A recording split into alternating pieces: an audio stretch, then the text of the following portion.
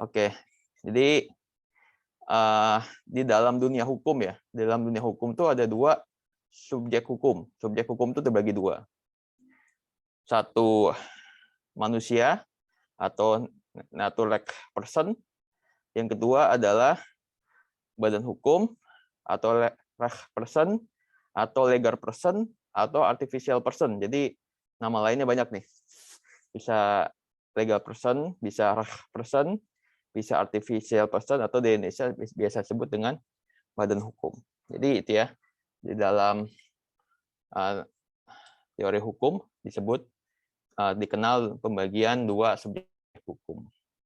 Nah, subjek hukum itu apa? Subjek hukum seperti kita, manusia gitu ya, seperti kita manusia.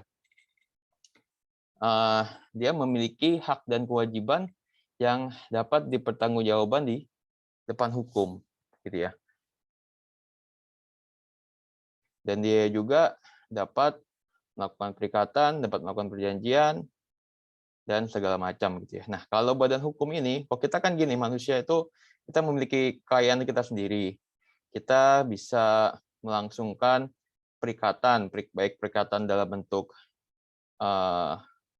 perjanjian pada umumnya atau perikatan yang sumbernya itu memiliki karakteristik manusia itu sendiri, seperti misalkan perkawinan, waris, dan segala macam seperti itu ya. Nah, kalau badan hukum atau legal person gitu ya, jadi person yang diciptakan oleh hukum gitu ya kan, kalau bisa kita bahasakan seperti itu, legal person. Nah, ini memiliki beberapa karakteristik khusus lainnya gitu ya, yang yang tidak dimiliki oleh manusia sebagai suatu subjek hukum. Seperti misalkan organisasi yang teratur ataupun memiliki tujuan tertentu seperti itu. Nah, ciri khas yang lainnya seperti pendukung hak dan kewajiban, dapat bertindak di muka pengadilan, maupun kekayaan tersendiri merupakan beberapa karakteristik dari badan hukum yang dapat dipersamakan dengan manusia sebagai suatu subjek hukum. Nah, pertama memiliki tujuan gitu ya. Jadi setiap entitas gitu ya, untuk dapat dikatakan sebagai badan hukum gitu ya, badan hukum yang memiliki tugas dan tanggung jawab sebagai suatu subjek hukum gitu ya, dia harus memiliki tujuan tertentu gitu ya, harus memiliki tujuan tertentu. Badan hukum itu kita nggak hanya mengenal badan usaha sebagai suatu badan hukum ya. Kemarin kita bahas apa sih badan-badan usaha yang termasuk badan hukum? Ada dia misalkan PT, lalu ada juga misalkan koperasi.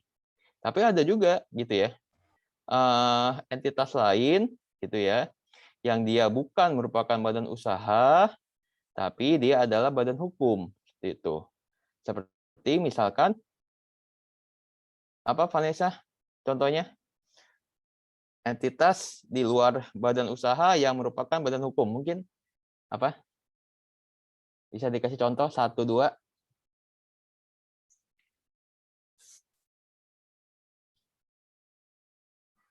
Ya, entitas dia bukan badan usaha. Bukan badan usaha, tapi dia merupakan badan hukum. Yayasan kali, Pak? Ya, saya kan termasuk ini mana kemarin. Nah, tuh udah ada di sini. Badan badan usaha nih maksudnya perusahaan, badan usaha gitu ya. Yayasan udah termasuk. Apa kira-kira entitas di luar badan usaha, di luar perusahaan yang dapat kita klasifikasikan sebagai suatu badan hukum?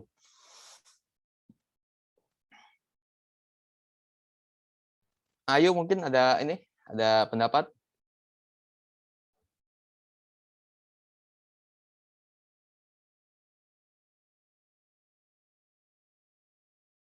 Apa kira-kira? Jadi ini penting ya, gimana? Atau yang lain ada? Apa aja contohnya? Politik. Ya? Partai politik termasuk nggak, Pak? Oke, betul. Partai politik, organisasi masyarakat, organisasi keagamaan, kayak gitu-gitu ya. Terus juga pemerintah pusat, pemerintah daerah, itu semua merupakan suatu badan hukum tersendiri, gitu ya. Jadi penting kita mengetahui mana-mana entitas yang merupakan badan hukum dan mana-mana yang bukan merupakan badan hukum, gitu ya. Kenapa? Jadi kalau dia bukan suatu badan hukum, kita melihatnya ke individu tersebut. Individu yang mewakili dari badan hukum tersebut, kita benar-benar melihatnya ke sana. Tapi kalau dia sebagai suatu badan hukum, terus ada misalkan contoh perusahaan, ada yang mewakili perusahaan siapa? Direksinya misalkan. Kalau misalkan direksinya kemudian meninggal dunia atau sudah tidak lagi menjabat sebagai direksi dari perusahaan tersebut, itu tidak masalah karena yang misalkan kita berkontrak dengan perusahaan tersebut sebagai badan hukum melalui direksinya itu ya. Nah, kita tetap bisa kalau kita ada permasalahan gitu ya. Kalau misalkan ada kewajiban yang belum terselesaikan oleh si PT tersebut, kita tetap bisa menuntut PT tersebut ya. Walaupun direksinya silih berganti, sudah yang kemarin melakukan perikatan dengan kita mewakili badan hukum tersebut sebagai mewakili perseroan tersebut ya sebagai badan hukum, itu sudah silih berganti, udah berganti ataupun misalkan sudah meninggal gitu kan, sudah meninggal.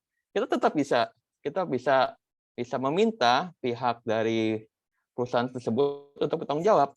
Karena ini suatu badan hukum, suatu legal entity tersendiri gitu ya.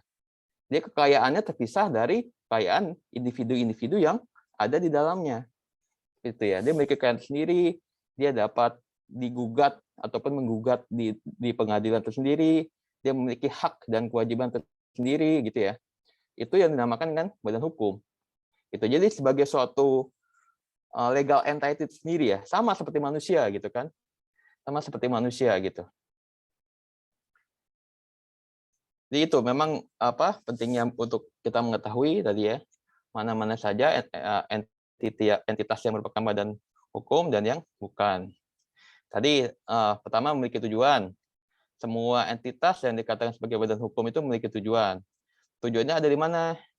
Secara prinsip, tujuan dari suatu badan hukum itu terdapat di dalam anggaran dasar mereka, gitu ya. Misalkan kalau koperasi tentu saja mungkin satu tujuannya adalah mencari keuntungan dalam rangka mensejahterakan anggota koperasi tersebut seperti itu.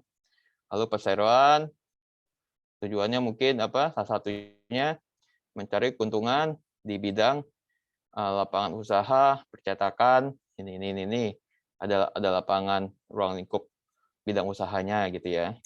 Seperti itu. Misalkan organisasi masyarakat, partai politik, tujuannya apa? Ada di situ juga. Jadi semuanya itu memiliki tujuan tertentu ya, spesifik tujuannya, nggak secara jadi nggak luas, kalau luas juga nggak gitu ya. Jadi harus ada tujuannya tersebut ya. Apapun itu tujuannya gitu ya. Ada tujuan tertentu. Kenapa dia berdiri? Kenapa dia eksis gitu. Lalu pendukung hak dan kewajiban. Jadi dia seperti misalkan kalau anak kecil di bawah misalkan 10 tahun membuat perjanjian, itu sah nggak perjanjiannya? Kalau kalian udah belajar hukum perdata, itu kan perjanjian yang dibuat oleh anak di bawah umur, misalkan gitu ya. Anak di bawah umur itu berarti dia bukan sebagai suatu subjek hukum. Bukan sebagai suatu subjek hukum yang sempurna. Ketika ada suatu perikatan yang dibuat oleh anak di bawah umur, gitu ya, maka perikatan tersebut dapat dibatalkan. Gitu ya, dapat dibatalkan. Menjadi tidak sah perikatan tersebut, gitu ya. Karena dia dapat dibatalkan, gitu. Tapi subjek hukum yang sempurna, ketika dia membuat perikatan, perjanjian segala macam, maka dia terikat oleh hak dan kewajiban yang ada di dalam perikatan tersebut, gitu ya. Dia memiliki hak dan kewajiban tertentu, gitu ya. Lalu ada juga organisasi yang teratur. Organisasi yang teratur ini sangat diperlukan. Kenapa? Karena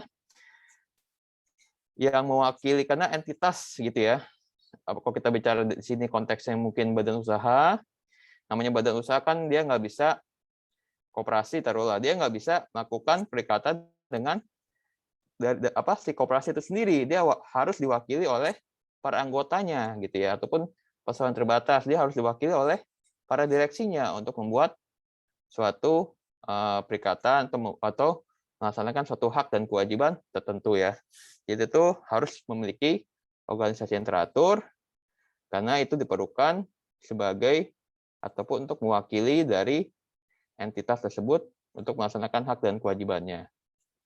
Itu ya, terus tadi dia dapat bertindak di muka pengadilan, dia dapat dituntut ataupun menuntut di depan pengadilan gitu. Lalu dia memiliki kekayaan tersendiri gitu ya. Semua subjek hukum dia memiliki kekayaan tersendiri gitu ya. Jadi kekayaan tersendiri ini penting juga di dalam hukum bisnis dan perusahaan. Jadi kita mengetahui seberapa besar dia dapat bertanggung jawab atas kewajiban yang dia miliki gitu ya. Dia memiliki kekayaan tersendiri. Nanti kita belajar lebih jauh ya di mengenai kekayaan tersendiri ini, kita mungkin secara nggak langsung banyak akan kita kupas di minggu-minggu berikutnya. Mungkin itu ya. Ada pertanyaan? Kalau ini kan kemarin udah sempat kita singgung ya. Ada beberapa teori badan hukum, teori fiksi dari Carl von Sapeni yang mengatakan bahwa sebenarnya badan hukum itu sebenarnya badan hukum atau entitas sebagai suatu subjek hukum tuh fiksi aja itu. Nggak ada, karena yang melakukan semua kegiatannya adalah para anggotanya. Jadi itu sebenarnya nggak eksis gitu ya. Nggak eksis, itu aja fiksi, ciptaan hayalan semata.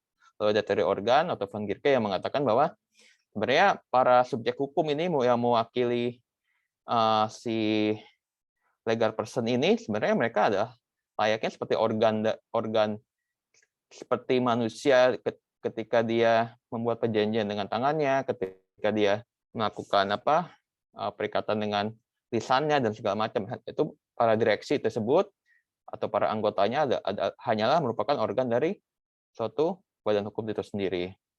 Lalu ada dua teori lainnya lah yang kemarin sempat kita singgung sedikit gitu ya. Nanti mungkin bisa kalian untuk lebih memperkaya gitu bisa kalian baca-baca literatur mengenai beberapa teori ini gitu ya. Mungkin itu pertemuan pertama kita yang kemarin belum sempat kita selesaikan. Apakah ada pertanyaan? Anung, ada pertanyaan, Anung? Tidak, Pak. Oke, yang lain kalau ada nanti bisa kalian tanya ya. Kalau masih ada yang ingin tanyakan, sementara ini kita lanjut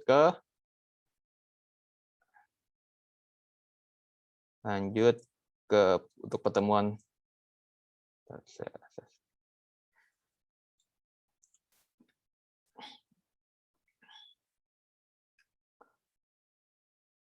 Nah, ini pertemuan kedua kita. Kita akan tadi kan kita bagi ya klasifikasi badan usaha atau perusahaan menjadi dua ya. Walaupun sebenarnya bisa kita klasifikasikan menjadi hal yang lain juga. Misalkan dari sisi lapangan usahanya, jenis usahanya gitu bisa kita bagi-bagi lagi. Tapi untuk kepentingan perkuliahan ini kita pembagiannya adalah menjadi perusahaan tidak berbadan hukum dan perusahaan berbadan hukum seperti itu.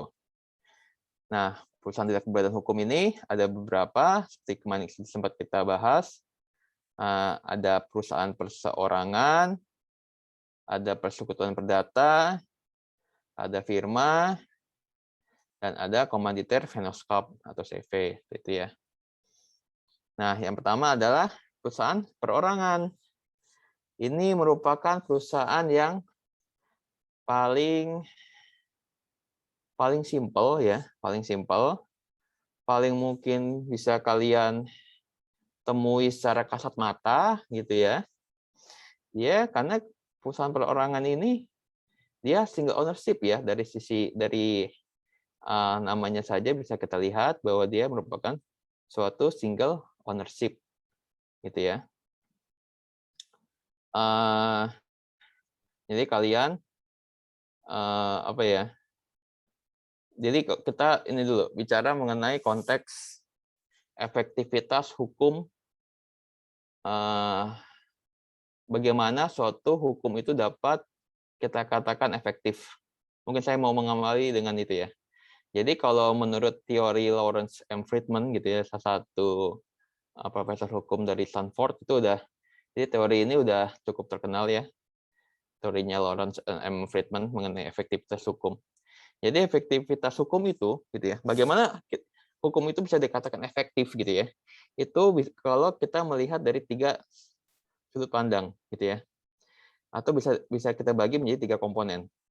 Pertama adalah substansi hukum, kedua adalah struktur hukum, dan yang ketiga adalah budaya hukum.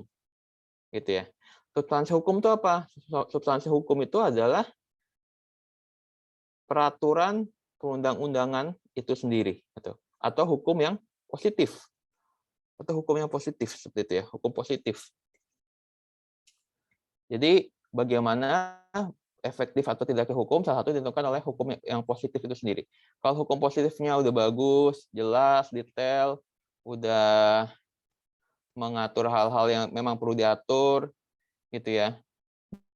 Dia detail, memberikan pedoman, tapi juga dia tidak terlalu kaku, jadi ada ruang fleksibilitasnya. Itu dikatakan hukum yang pedoman peraturan undang-undangan yang baik seperti itu ya. Lalu yang kedua adalah struktur hukumnya, gitu ya, yang bisa kita lihat. Struktur hukum ini bisa dikatakan adalah bagaimana antara para legal enforcement itu sendiri, gitu ya. Jadi apakah dari sisi kelengkapan para legal enforcement ada kejaksaan, pengadilan, kepolisian itu memang sudah ada struktur organisasinya, lalu bagaimana mereka menjalankan tugasnya. Seperti itu, ya. Jadi kalau koordinasi antara para penegak hukum ini baik, organisasi para penegak hukum ini baik, cara mereka menjalankannya juga baik, seperti itu, maka hukum akan menjadi bisa efektif. Gitu ya. Lalu yang ketiga adalah budaya hukum. Budaya hukum itu adalah culture di masyarakat, gitu ya. Ini penting juga. Bagaimanapun bagusnya si peraturan undang-undangan tertulis, lalu bagaimanapun bagusnya organisasi dari para penegak hukum, tapi kalau nggak diimbangi dengan budaya hukum atau culture yang ada di masyarakat itu sendiri, maka ini pun akan sulit kita melihat bahwa hukum ini berjalan efektif, seperti itu ya. Karena sangat dipengaruhi oleh culture gitu ya. Kita udah ada lampu lalu lintas nih, udah ada peraturan bahwa melanggar lampu merah itu ada sanksinya segala macam, gitu juga. Mungkin juga udah ada NTLE sekarang gitu kan. Lalu tapi tetap aja mungkin kita lihat banyak yang agak ya mengabaikan gitu. Istilahnya mengabaikan dari ketentuan yang ada. Berarti dari sisi budaya hukumnya belum terbentuk kesadaran yang penuh untuk mentaati hukum seperti itu ya. Nah, nanti kaitannya apa dengan yang akan kita pelajari nanti kita lihat gitu ya. Kembali lagi mengenai perusahaan perorangan gitu ya. Jadi tadi kepemilikan tunggal, berapa karakteristiknya, terus tidak terdapat akte pendirian, lalu pendiriannya mudah gitu ya.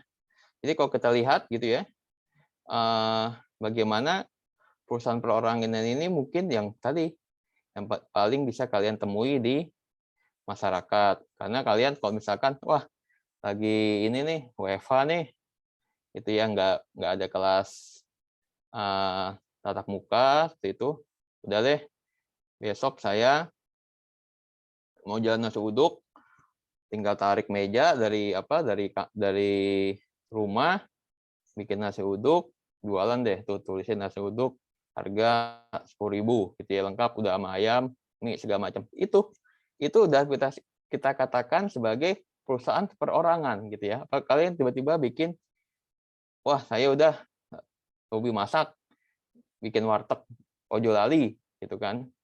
Bikin warteg ojo lali. Nah, seperti itu.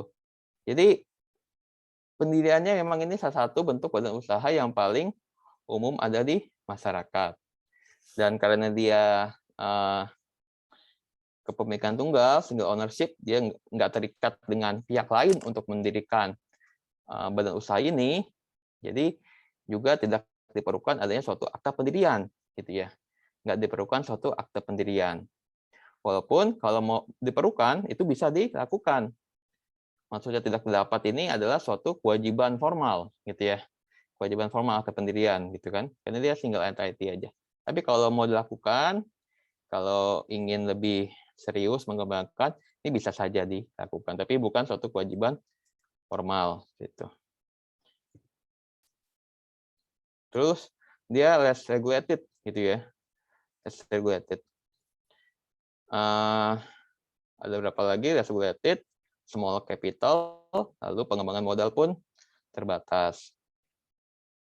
Less regulated karena memang dia karena dia mungkin dari sisi impact-nya terhadap masyarakat juga ya, impact dari masyarakat.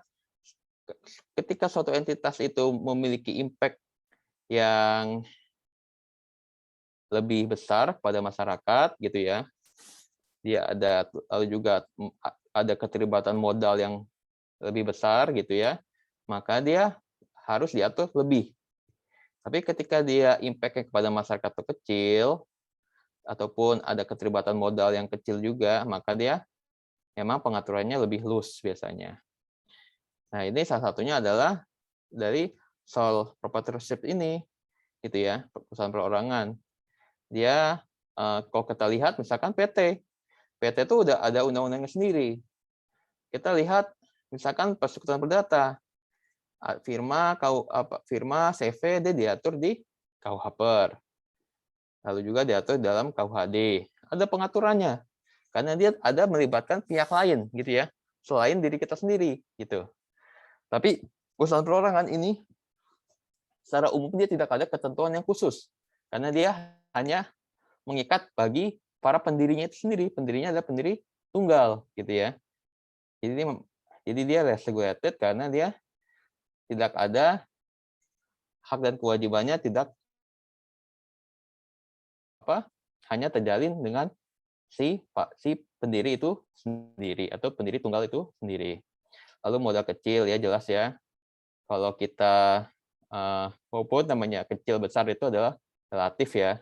Tapi kalau kita menjalin usaha dengan menjalin kerjasama dengan pihak lain, dengan teman kita misalkan 3, 4 orang, 5 orang, 6 orang, tentu saja secara umum modal yang terkumpul lebih besar dibanding kalau kita mendirikan usaha secara individu. Itu ya.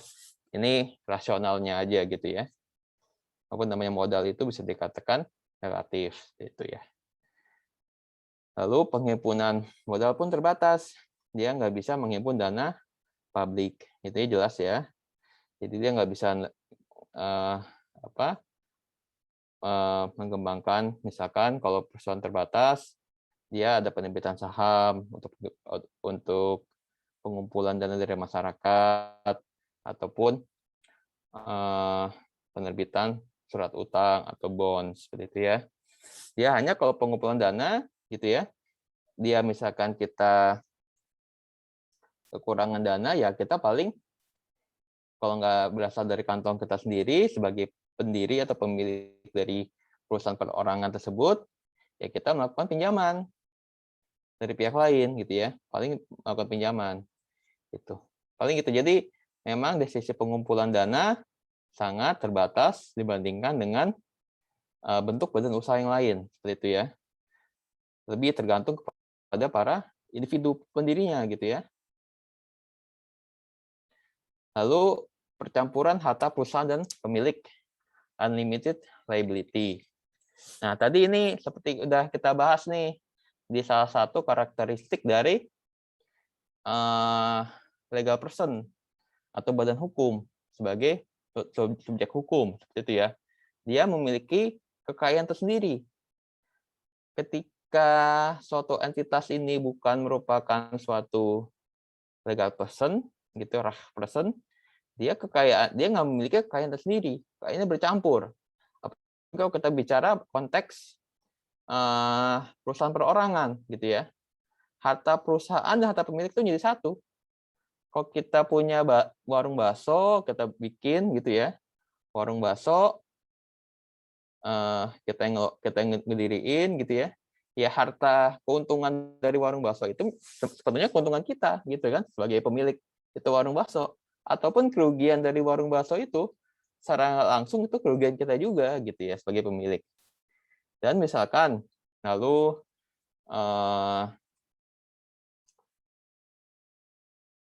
kalau kita misalkan terus bakso yang kita olah itu ternyata kita bikin bikin ini nih perjanjian, kita punya warteg dengan supplier gitu ya, perjanjian. Dia nyetok nyetok barang ke kita. Ternyata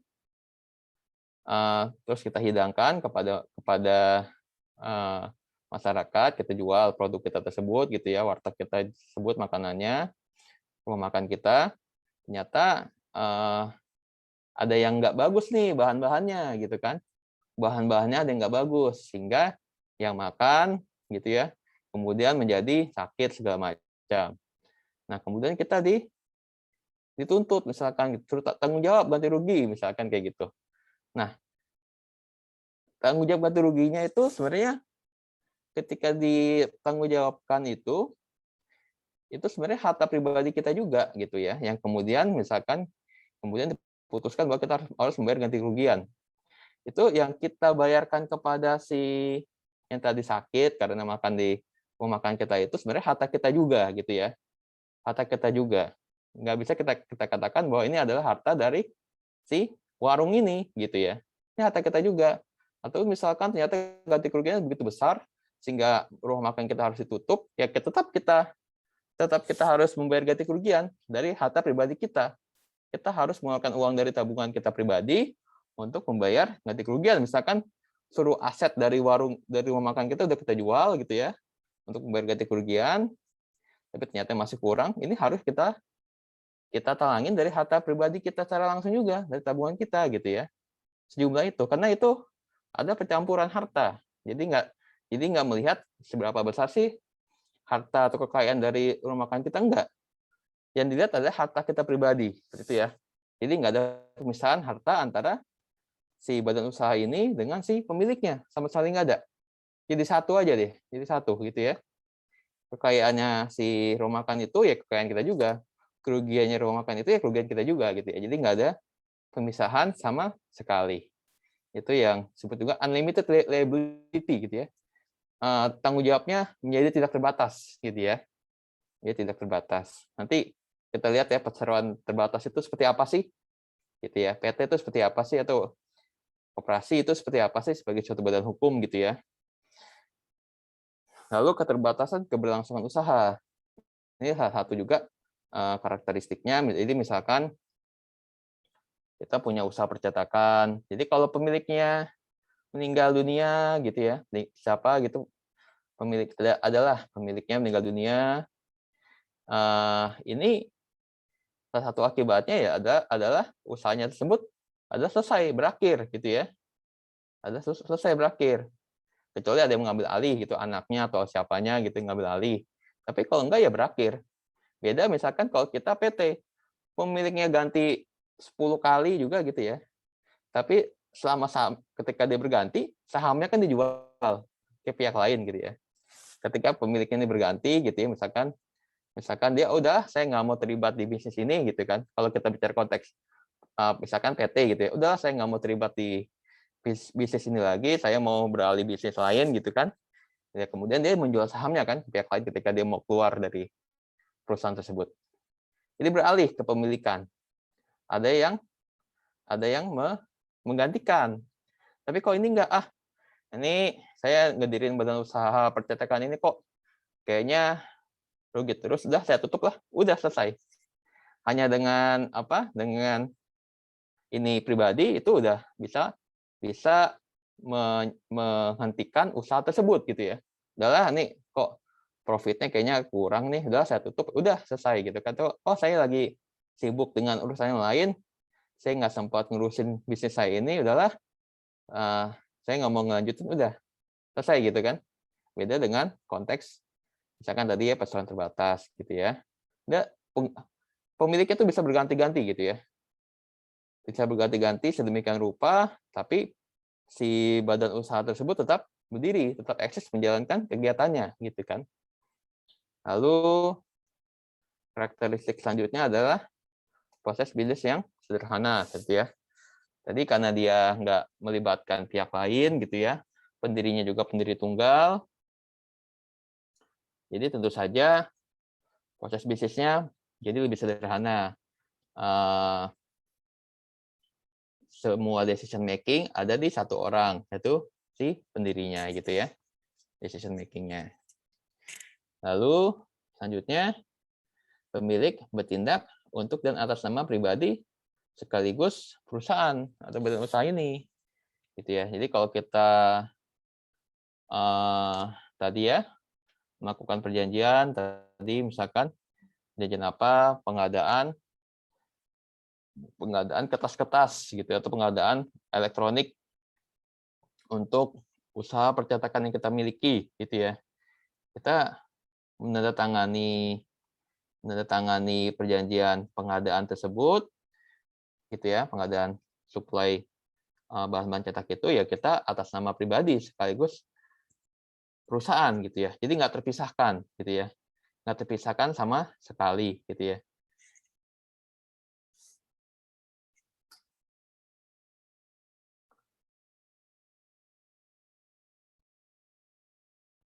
Terus tadi less business entity concept, ini tadi sudah sempat disinggung, proses bisnis sederhana.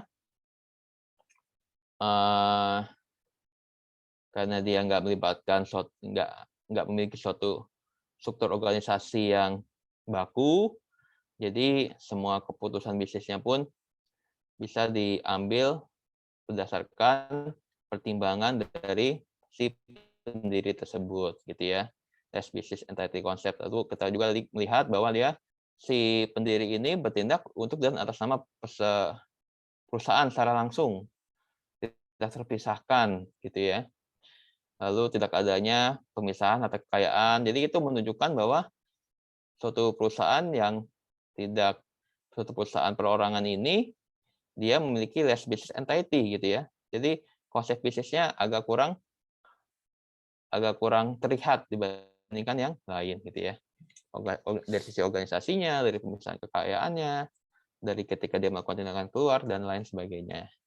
Terus not legal entity jelas ya, dia bukan merupakan suatu badan hukum dengan segala macam konsekuensinya tersebut.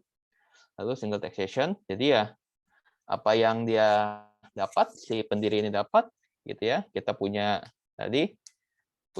usaha percetakan, punya warung bakso, punya usaha minuman segala macam, ya ini dia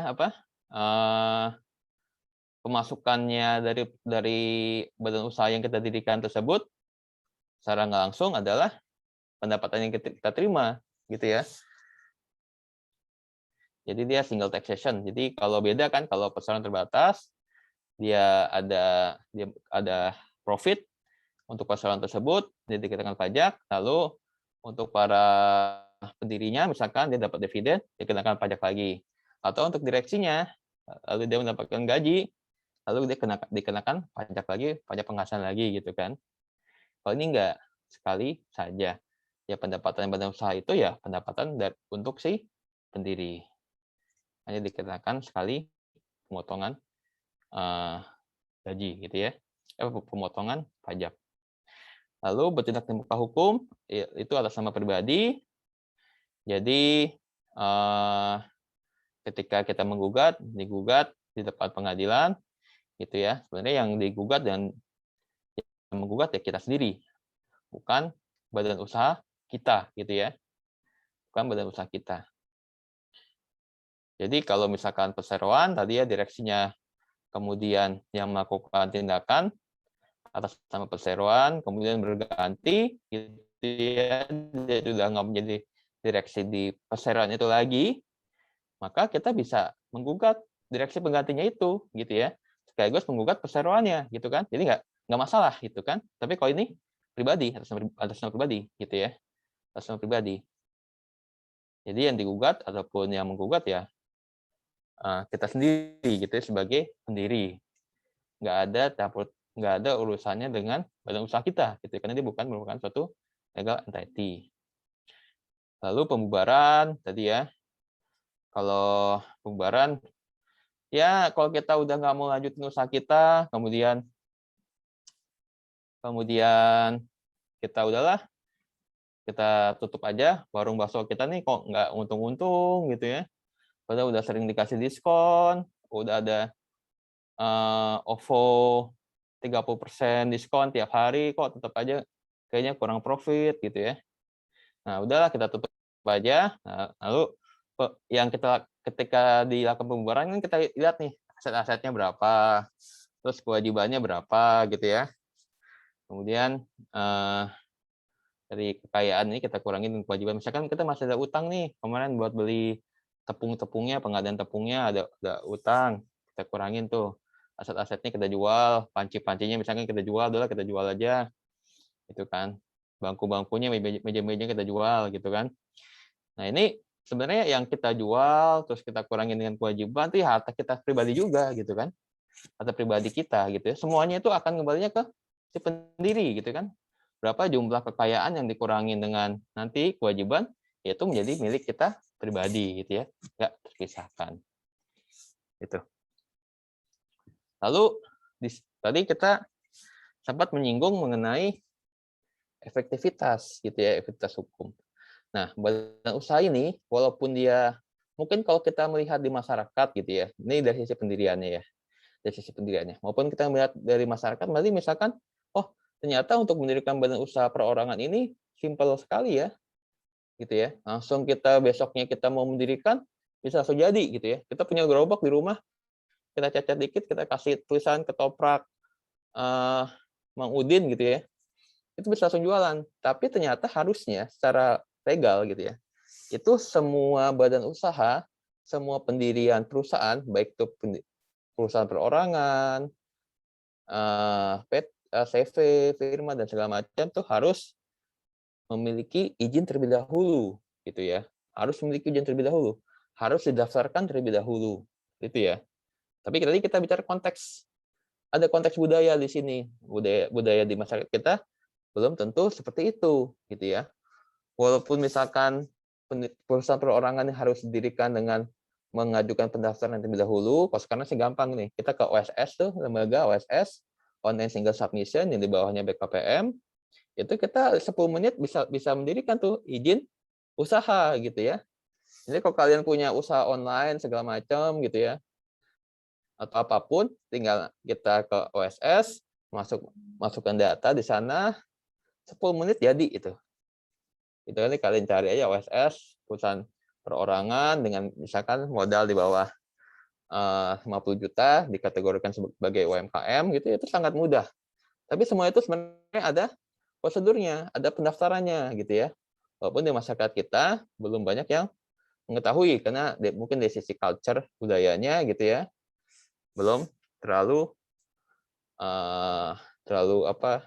notice dengan adanya ketentuan peraturan yang mengharuskan adanya suatu izin bagi terselenggaranya suatu usaha gitu ya. Seperti itu. Lalu yang selanjutnya adalah maskap. Tadi perusahaan perorangan ada yang tanyakan nggak? Izin bertanya, Pak. Iya. Kalau izin, Pak.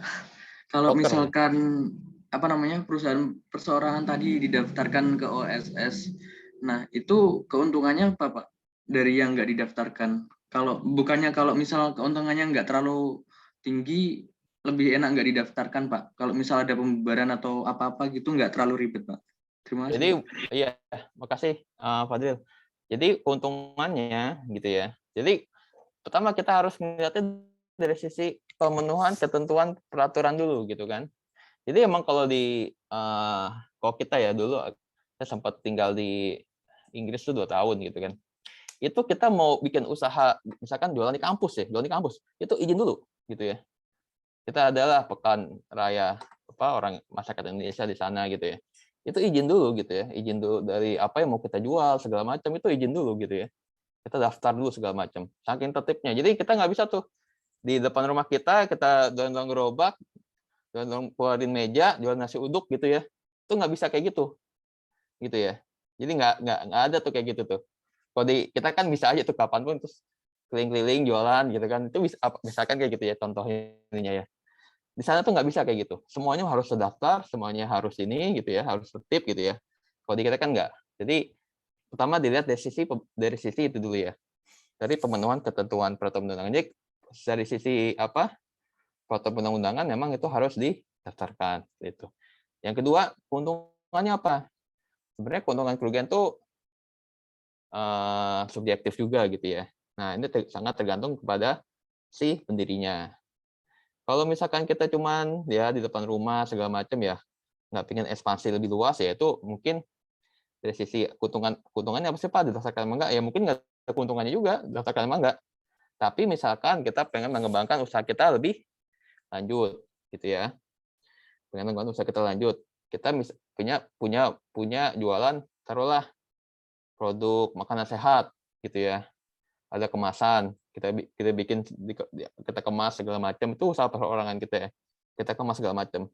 Kita ingin masuk ke supermarket. Ketika kita masuk ke supermarket pasti ditanya izin usahanya mana? Gitu. Pasti ditanya itu izin usahanya mana, terus apa? Kalau makanan itu dia ada namanya misalkan saya izin usaha tuh izin operasionalnya lah, apa saya lupa ya namanya. Pasti ditanya itu. Izinnya nih mana nih? Yang kamu udah mendaftar segala macam. Itu. Terus misalkan kita yang kedua, kita mau minjam ke bank.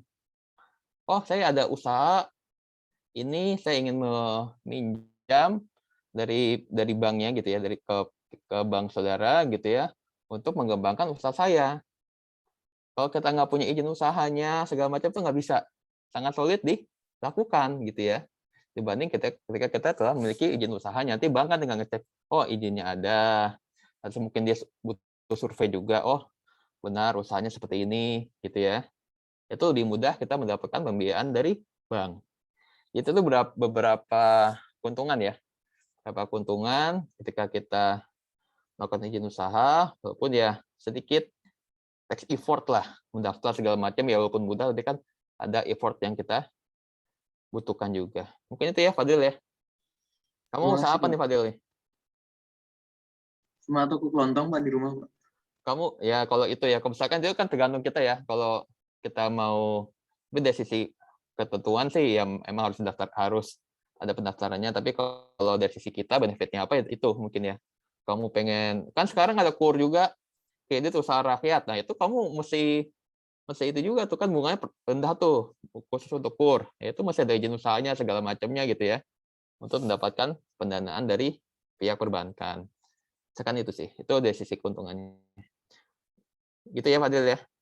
Terima kasih, Pak. Ya. Ada lagi yang lain? Nanti kalau mau tanyakan langsung bisa aja ya. Boleh aja silakan. Kita lanjut ke persekutuan perdata atau maskap. Nah, perdata ini, ini udah mulai melibatkan pihak lain nih.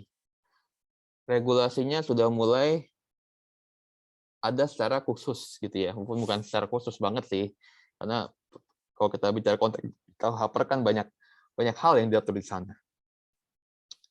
Karena dia melibatkan lebih dari satu orang gitu ya. Karena melibatkan lebih dari satu orang, maka ada perikatan keperdataan di sini antara satu pemilik dengan pemilik lainnya gitu ya. Karena itu harus diatur dalam satu ketentuan gitu ya. Untuk menertibkan, untuk memberikan pedoman gitu ya, memberikan pedoman dan ya untuk lebih mengatur ketertiban dalam masyarakat lah gitu ya, seperti salah satu definisi hukum yang seperti tempat kita singgung kemarin, memberikan ketertiban di dalam masyarakat kan salah satu fungsi hukum gitu ya. Nah ini kalau kita lihat ketentuan dalam KUHP ini ada di pasal 618 sampai pasal 1652 KUHP gitu ya, mengenai persekutuan perdata. Nanti bisa kalian baca tuh gitu ya, baca sendiri bisa, tapi kalau bingung tanya aja. Soalnya bahasanya KUHP itu kan terjemahan dari bahasa Belanda ke bahasa Indonesia gitu ya. Dan itu juga ya KUHP itu tahun sebelum 1900 ya. Jadi mungkin bahasa-bahasanya masih kurang familiar di kita ya, barang siapa, segala macam kayak gitu-gitu ya. Bahasa-bahasa hukumnya. Nah, ini didefinisikan sebagai maskap ini didefinisikan sebagai perjanjian antara dua orang atau lebih mengikat diri untuk memasukkan sesuatu ke dalam persekutuan dengan maksud membagi keuntungan yang diperoleh karenanya. Nah, dari definisi ini ada 3 unsur setidaknya. Yang pertama adalah perjanjian antara dua orang atau lebih, gitu ya. Yang unsur kedua untuk memasukkan sesuatu in blank, gitu ya. Unsur yang ketiga adalah apa sih maksudnya dua orang atau lebih ini mengadakan perjanjian lalu saling memasukkan sesuatu in blank ini maksudnya apa sih? Yaitu untuk membagi keuntungan yang diperoleh dari si maskap yang didirikan itu, gitu ya. Jadi setidaknya ada 3 unsur itu. Jadi in blank itu ini ya, memasukkan sesuatu, gitu ya. Ini sering banget nih dipergunakan nih. Nanti kalau kalian dan nggak semua orang juga paham nih apa sih in blank itu, gitu ya. Kadang-kadang saya sering rapat nih kita kalau di Kementerian Keuangan ngomongin in blank segala macam gitu, tapi banyak juga yang nggak paham apa sih in blank itu, kok bahasanya in blank gitu ya, gitu. Tapi memang seperti itu, berarti bahasa hukumnya seperti itu, in blank. Lalu personalitasnya dari sisi karakteristik, dari sisi personalitasnya ada namanya dia affection societatis gitu ya, affection societatis. Jadi para pendiri ini saling kenal mengenal secara nggak langsung gitu ya, saling kenal mengenal, saling mereka mengetahui gitu sih, gitu ya, siapa yang menjadi para pendiri lainnya. Kan tadi 2 orang lebih ya, bisa 3 orang, 4 orang, 5 orang, 6 orang gitu ya. Mereka saling kenal mengenal, ada kedekatan secara pribadi, saling mengenal, saling percaya satu sama lainnya. Beda dengan perseroan terbatas, gitu ya. Beda dengan perseroan terbatas. Mungkin kita nggak tahu, karena mungkin apalagi kalau kita bicara perseroan terbatas yang go public ya, kita nggak peduli siapa orangnya. Kita nggak peduli siapa sih pendiri yang ini nih, gitu kan. Si pemilik saham ini kita nggak peduli. Yang penting dia memiliki uang, dia memasukkan dananya ke dalam perseroan tersebut, ya sudah selesai. Terlepas apa dari latar belakangnya, seperti apa ininya, itu nggak masalah gitu kan. Yang penting dia ada uang, masukkan dana gitu ya. Ya itu bisa disebut sebagai pendiri gitu ya. Kalau kita bicara tadi perusahaan yang go public gitu ya. Udah saling nggak mengenal, udah ribuan, puluhan ribu dan segala macam gitu ya. Jadi dia namanya kan makanya juga association of capital gitu kan, kalau kita bicara konteks perseroan terbatas gitu ya. Association of capital sebenarnya di sini adalah affection societatis, jadi saling kenal mengenal nih. Itu jadi memang saling dekat gitu lah. Itu salah satu ciri khas secara umum. Lalu 2 atau lebih pemilik ya, association of individual gitu ya.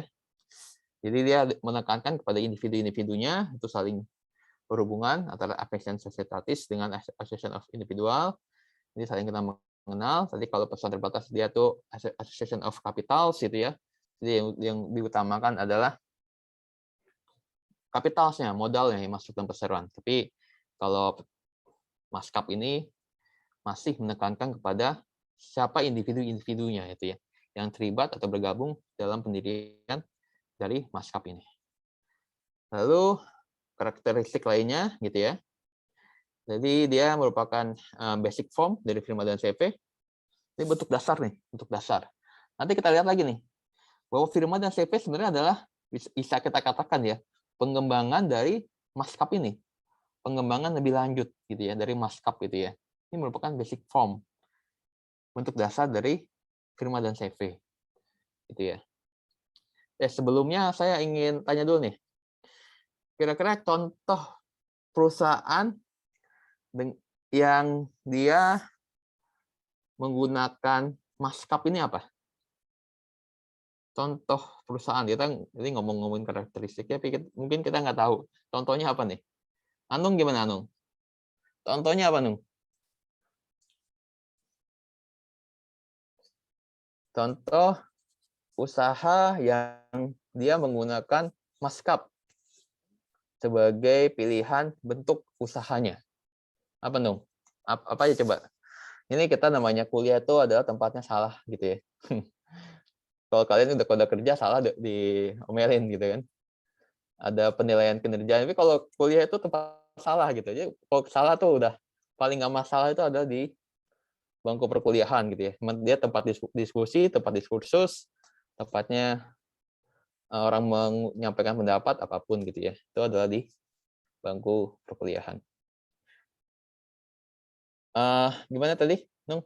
Ada ini? Kira-kira apa? Saya lagi mikir. Ya. Lutfi. Ya, Pak. Apa nih contohnya kira-kira, Vi? Kira-kira aja, kamu pernah dengar nggak usaha yang didirikan dengan bentuk persekutuan perdata ini apa?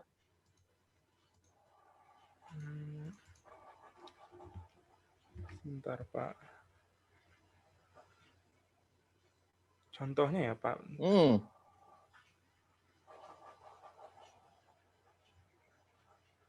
Semacam asosiasi bukan, Pak? Iya. Masuk Iya, apa? Asosiasi apa?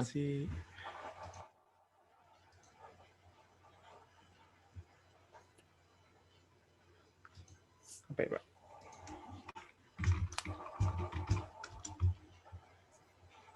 Tiara apa Tiara? Kira-kira. Apa ya? Yang berbentuk partnership ya, Pak. Itu mungkin seperti jasa konsultan gitu, Pak, yang dia bekerja sama. Oke, betul ya. Iya. Jadi itu salah contohnya. Emang nggak terlalu banyak gitu ya, nggak terlalu banyak, tapi ya tetap eksis. Ya. Mungkin kalau kita melihatnya dari sisi tadi, kalau kita bandingkan dengan persoalan terbatas, perusahaan perorangan yang bisa apapun gitu ya, bisa kita lihat secara kasat mata gitu lah ya setidaknya. Nah kalau ini memang lebih mungkin kita nggak terlalu banyak mengenal juga nih, apa sih sebenarnya contoh badan usaha yang dia menggunakan Maskap ini sebagai legal standing-nya dia gitu kan, legal standing badan usahanya dia. Tadi benar tadi kata Tiara. Banyak dia bergerak di bidang, kalau kita lihat, konsultan hukum, terus arsitek, jasa-jasa arsitek, terus notaris, lalu akuntan, lalu apoteker, kayak gitu-gitu. Jadi banyak tuh usaha-usaha yang bergerak di bidang itu, yang dia menggunakan Maskap atau personal data sebagai legal standing usaha yang mereka jalankan. Jadi usahanya lebih kepada profesi, gitu ya. Kalau kita ngeliat tadi contohnya lebih kepada profesi, bukan dia jualan nasi uduk, bikin personal data itu enggak. Jualan ini enggak, lebih kepada profesi. Kalau kita lihat praktik yang ada di saat ini, gitu ya. Itu.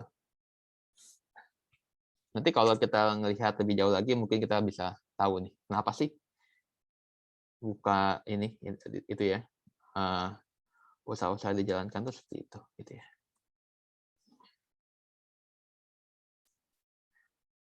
Lalu tadi jadi basic form dari firma dan CV, gitu ya. Nanti kita pelajari lebih lanjut firma dan CV-nya tuh seperti apa sih. Lalu harta pribadi partners dapat diklaim. Jadi antara pendiri yang satu dengan pendiri yang lain tuh kadang dikatakan sebagai partners, gitu ya, partners. Nah, ini harta pribadi partners dapat diklaim, dia unlimited liability sama dengan perusahaan perorangan. Tapi setidaknya dia terdiri dari dua pihak atau lebih, gitu ya. Jadi dari sisi liabilitas, gitu ya, secara konteks secara umum, ya lebih terbagi lah yang namanya liabilitas tersebut, gitu ya. Karena dia bukan didirikan secara individu. Lalu keterbatasan keberlangsungan usaha, limited life. Jadi di dalam KUHP gitu ya, salah satu akibat suatu anggota, suatu partners di dalam persekutuan perdata itu ketika dia mengundurkan diri, terus dia di bawah kepailitan, di bawah pengampuan, ataupun meninggal dunia gitu ya, itu dapat menyebabkan persekutuan perdata tersebut bubar. Gitu ya, dapat menyebabkan persekutuan perdata itu bubar, gitu. Itu sangat sensitif. Makanya dia association of individuals juga gitu ya. Salah satu pendirinya dia cabut, itu bisa mengakibatkan bubar gitu. Lalu kok segampang itu bubarnya, Pak? Ya, itu nanti tergantung kesepakatan para pihak lagi gitu ya, yang berada di dalamnya. Ketika mereka, oh kayaknya kita lanjutkan aja nih, walaupun si A sudah memilih tidak bergabung dengan kita. Tapi ada konsekuensi hukumnya, gitu ya. Ada konsekuensi hukumnya. Mereka harus membuat anggaran dasar lagi, memperbarui anggaran dasarnya lagi, gitu ya. Ini ada pembaruan anggaran dasarnya lagi, gitu ya. Tanpa ada pembaruan anggaran dasar, ketika salah satu sekutu, gitu ya, ataupun partners keluar, gitu, maka putusan perdata tersebut menjadi tidak valid lagi, gitu ya. Jadi harus ada pembaruan persekutuan. Tadi karena mereka tuh association of individuals, bukan association of capital seperti layaknya perseroan, gitu ya. Yang dia bisa berganti sedemikian rupa ininya ya, pendirinya. Gitu. Lalu pengembangan modal terbatas dari partners. Jadi memang karena di association of individuals, lalu modal itu juga sangat tergantung dari kemampuan para partners itu sendiri gitu ya, yang mendirikan maskap ini gitu ya. Dan ini pun terbatas dari para partners itu sendiri gitu. Jadi dia nggak bisa menghimpun dana dari publik, gitu ya. Nggak bisa menghimpun dana dari publik limited capital. Ataupun ketika dia ingin mengembangkan usahanya, membutuhkan pendanaan, yang paling mungkin dilakukan adalah debt financing, gitu ya. Pengumpulan dana melalui utang, gitu. Melakukan pinjaman ke lembaga pembiayaan. Lalu aset partnership menjadi penguasaan bersama, joint property ownership, gitu ya. Ini sebenarnya joint property management sih, joint property management mungkin yang lebih tepatnya dibanding joint property ownership. Jadi saya belum ngomongin masa inbreng ya. Oh ada nanti. Jadi joint property management harusnya atau joint property control. Jadi ketika salah satu partner memasukkan sesuatu gitu ya, nanti kita bahas mengenai inbreng, masukkan sesuatu ke dalam perusahaan, ke dalam suatu badan usaha gitu ya, masukkan sesuatu baik berupa uang maupun berupa aset gitu ya, misalkan apapun ya, lokasi, tempat, segala macam gitu ya, peralatan-peralatan gitu ya. Maka yang dimasukkan tersebut menjadi penguasaan bersama para partners, penguasaan bersama para partners. Beda dengan perseroan. Ketika kita memasukkan suatu inbreng ke dalam perseroan, maka itu akan menjadi milik perseroan, gitu ya. Karena dia memiliki kekayaan sendiri, gitu ya. Perseroan sebagai suatu subjek hukum, karena kan dia legal person, dia sebagai suatu subjek hukum memiliki kekayaan sendiri. Jadi ketika para anggota, para pendiri memasukkan sesuatu ke dalam perseroan, maka yang dimasukkan tersebut menjadi milik perseroan. Ketika misalkan salah satu anggota atau pendiri memasukkan misalkan mobil, oh saya ingin inbreng saya ini mobil nih, alih-alih uang cash gitu kan bisa apapun gitu ya. Saya memasukkan mobil saya gitu ya, nanti akan digunakan sebagai misalkan operasional perusahaan gitu kan. Saya nggak punya uang cash, saya adanya benda bergerak ini, mobil, saya memasukkan sesuatu nih. Nah, ketika dia memasukkan mobilnya dia sebagai inbreng, maka akan terjadi pengalihan kepemilikan. Kalau terjadi pengalihan kepemilikan apa? Gimana prosedurnya? Ada namanya balik nama, gitu kan? Ada perubahan balik ataupun dilakukan balik nama. Balik nama dulu nih ke otoritas setempat. Mobil ini atas namanya Adi dialihkan menjadi atas namanya PT gitu. Nanti di BPKP-nya, di SNK-nya bukan atas nama Adi lagi. Karena udah dimasukkan sama dia gitu kan. Menjadi di BPKB-nya si mobil tersebut menjadi milik perseroan gitu kan. Itu ke perseroan. Tapi kalau perseroan perdata, karena dia bukan sebagai badan hukum, dia nggak memiliki suatu kekayaan tersendiri, maka tidak terjadi pengalihan kepemilikan. Yang terjadi hanyalah pengalihan penguasaan, gitu ya. Jadi yang biasanya saya gunakan sekarang menjadi digunakan oleh si persekutuan perdata ini, gitu ya. Jadi nanti paling mungkin secara praktik sih biasanya dibikin akta aja tuh, bikin akta jadi pemilihan penguasaan dari yang ini nama sebelumnya gitu ya, menjadi dikuasakan kepada si badan usaha ini, gitu kan. Tulis tuh, itu aja gitu ya. Dan itu bisa digunakan oleh partner yang lain. Nah, ini more business entity concept ketika dibandingkan dengan perusahaan perorangan, karena dia sudah lebih memiliki organisasi nih. Sudah ada 2, 3, 4 orang sebagai pendiri, harus ada kejelasan tugas tanggung jawab antara mereka, jadi lebih tercermin business entity konsepnya gitu ya, dibandingkan dengan tadi individual ownership atau perusahaan perorangan. Not a legal entity, sudah clear ya, bukan suatu badan hukum. Terus single taxation, tetap nih dia single taxation gitu ya. Jadi pendapatannya si maskap ini menjadi pendapatan si para pendiri gitu. Jadi pendapatan para pendiri.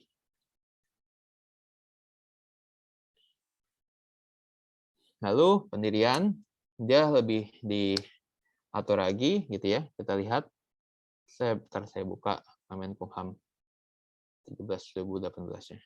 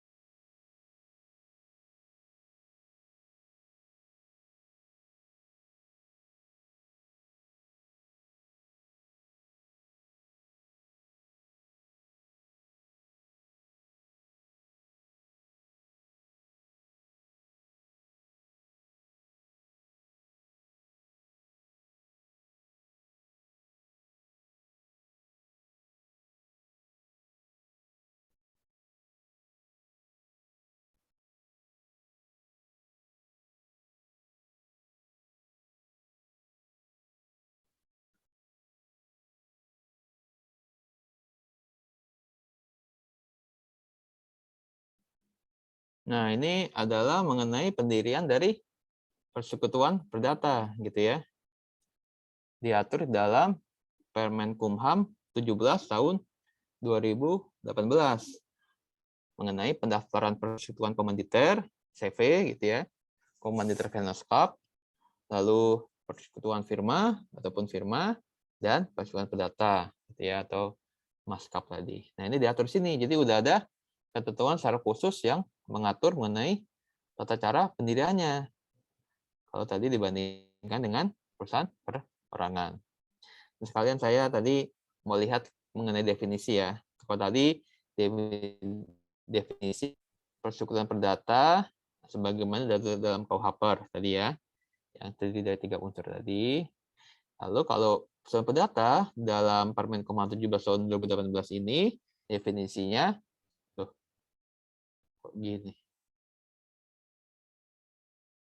Definisinya adalah persekutuan yang menjalankan profesi secara terus-menerus dan setiap sekutunya bertindak atas nama sendiri serta bertanggung jawab sendiri terhadap pihak ketiga. Persekutuan yang menjalankan profesi secara terus-menerus. Nah, ini juga yang apa? Yang tadi ya, kalau kita nggak aneh jadinya ketika di Indonesia ini memang kita lihat bahwa badan usaha yang dijalankan dengan model persekutuan perdata ini relatif tadi banyak ruang lingkupnya terdiri dari berbagai organisasi profesi gitu ya, seperti konsultan tadi kata Tiara tadi ya, konsultan, terus juga ada para lawyers, notaris, apoteker, arsitek, segala macam, banyak yang didirikan dengan perusahaan perdata, dengan model usaha perusahaan perdata. Dan kok nggak ada sih badan usaha yang seperti memproduksi barang atau jasa, tukang jahit, perusahaan perdata, tukang jahit, ini gitu. Kok nggak ada? Ya karena memang secara pengaturannya juga di sini menjalankan profesi, perusahaan yang menjalankan profesi secara terus-menerus. Ini lebih dipertegas di dalam Permen Kumham 17 tahun 2018 ini. Jadi kalau kita pengen mendirikan usaha mesin jahit dengan teman kita, 2 orang, 3 orang usaha jahit baju, kita daftarkan nih. Kita daftarkan ke Menteri Hukum dan HAM gitu ya. Melalui ini ya. Berdasarkan Permen Kumham 17 tahun 2018 ini kita daftarkan. Usahanya apa nih? Usahanya ini apakah jualan keripik singkong gitu kan? Nah, ini tentu saja ditolak karena Permen Kumham 17 tahun 2018 ini telah mendefinisikan secara lebih detail lagi usaha-usaha apa yang bisa dijalankan oleh model perusahaan perdata, yaitu menjalankan profesi gitu ya, dan bukan memproduksi barang atau jasa gitu ya. Mungkin ini sedikit penyempitan makna ya dari KUHP yang dulu luas dibuka gitu ya. Yang penting adalah ada 2 orang atau lebih saling melakukan sesuatu dan mereka saling bertujuan untuk membagi keuntungan. Di KUHP gitu bunyi definisinya. Tapi di Permen Kumham ini lebih dipersempit lagi gitu ya. Lebih dipersempit lagi mungkin ya karena melihat praktik yang ada, melihat best practice dari negara lain dan segala macam gitu. Jadi memang lebih dipersempit bahwa usaha yang dijalankan dengan perusahaan perdata ini lebih kepada usaha-usaha yang sifatnya profesi gitu ya, dan bukan usaha-usaha di bidang produksi barang ataupun jasa, terutama memproduksi barang gitu ya. Kalau jasa masih terkait ada kaitannya dengan profesi lah gitu ya. Gitu. Nah ini di Permen Kumham ini mengatur mengenai tata cara pendirian gitu ya. Ini bisa kalian baca sendiri gitu ya. Kita kembali kepada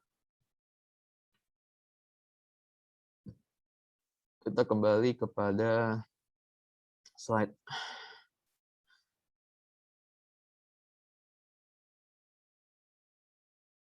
Nah, ini kalau di Permen Kumham 17 tahun 2018 ini ada berapa tahapan. Ada beberapa tahapan yang harus dilalui untuk mendirikan suatu perusahaan perdata. Pertama ada pengajuan nama melalui aplikasi yang namanya Sabu gitu ya. Sistem administrasi badan usaha gitu ya. Jadi namanya itu sistem administrasi badan usaha, Sabu disingkatnya. Agak sedikitnya juga sih, tapi Sabu singkatnya. Lalu pembuatan akta pendirian. Nah, kalau tadi perusahaan perorangan nggak diatur tuh. Yang penting ya udahlah ada nomor rekening berusahanya, ada OSS-nya gitu. Tapi kalau ini diatur lebih detail gitu ya. Harus ada akta pendirian dan notaris karena melibatkan lebih dari satu pihak. Lalu baru permohonan pendiriannya. Permohonan pendirian dan pendaftaran izin usaha untuk mendapatkan nomor induk berusaha gitu ya. Jadi ini izin usaha.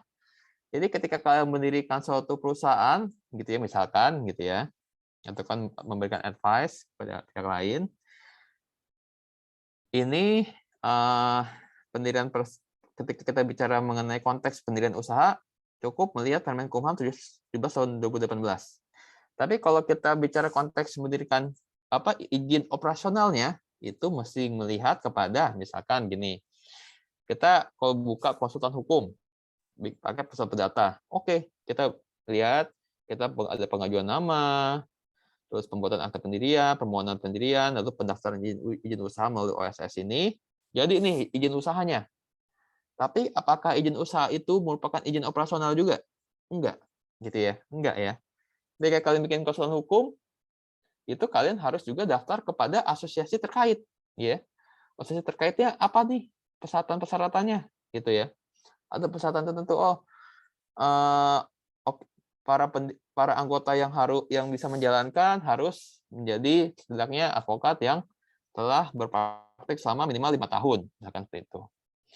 Atau dia harus ada kewajiban mengikuti tes terlebih dahulu di misalkan organisasi advokat, Peradi, Ikadin, dan sebagainya, gitu ya. Jadi izin usaha belum tentu izin operasional, gitu ya.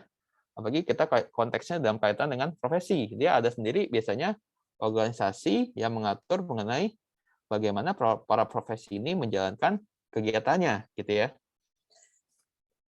Jadi mesti dilihat kepada masing-masing bidang usaha yang akan dijalankan.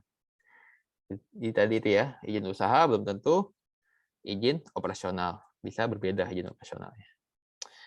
Lalu kita juga di sini bicara mengenai internal relationships, gitu ya. Ini ada di KUHP, ada kewajiban inbrank, kan tadi salah satu definisi maskap di dalam KUHP adalah adanya kewajiban memasukkan inbrank.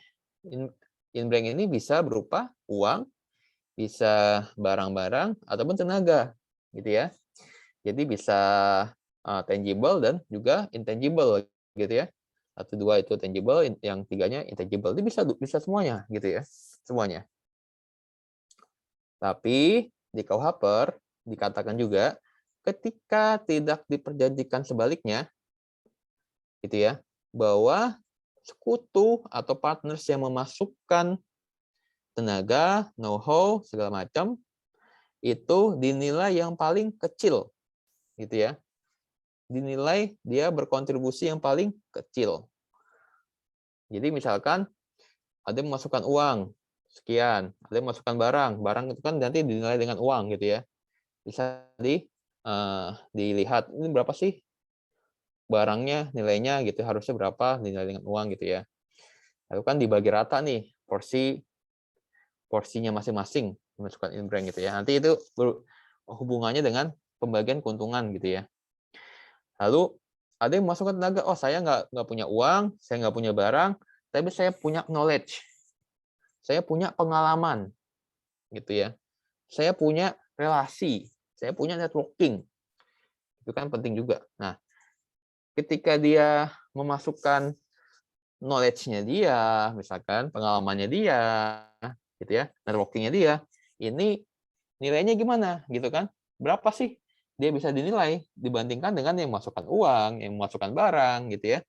Dia secara ketentuan di dalam KUHP yang memasukkan intangible asset ini dinilai yang terkecil, gitu ya. Ini nilainya tetap yang terkecil, gitu ya. Kecuali para sekutu menyepakati, wah, networking yang dia bawa ternyata sangat berdampak kepada keberlangsungan usaha kita nantinya ke depannya. Oke deh, kita kasih lebih, dia dipersamakan dengan yang si B yang memasukkan dia punya ruko, gitu kan, misalkan kita nilai sama dengan yang memasukkan ruko tersebut, itu bisa aja, gitu ya. Tapi kalau nggak diperjanjikan secara rinci, tadi sekali lagi yang memasukkan intangible asset dinilai yang paling kecil, gitu ya. Lalu dapat mengangkat pengurus. Jadi internal relation kan hubungan antara para sekutu ini, gitu ya. Mereka dapat mengangkat pengurus, jeran. Jeran itu ada 2, jeran statuter dan jeran mandater. Jeran statuter itu yang diangkat berdasarkan anggaran dasar dari Persekutuan Perdata. Jadi Persekutuan Perdata itu sudah ditetapkan yang menjadi pengurus dari maskap ini itu siapa? Oh, si A, gitu ya. Sudah diatur. Yang tugasnya nanti dia bisa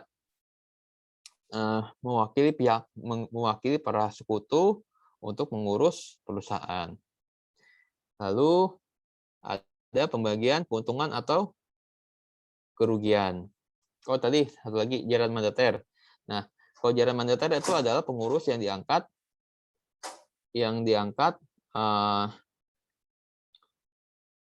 berdasarkan kuasa dari para pendiri, gitu ya. Oke, kita break dulu aja ya sebelum yang lain. Nanti kita jam 9.15 kita gabung lagi ya. Kita break dulu aja. Pak. Oke, makasih.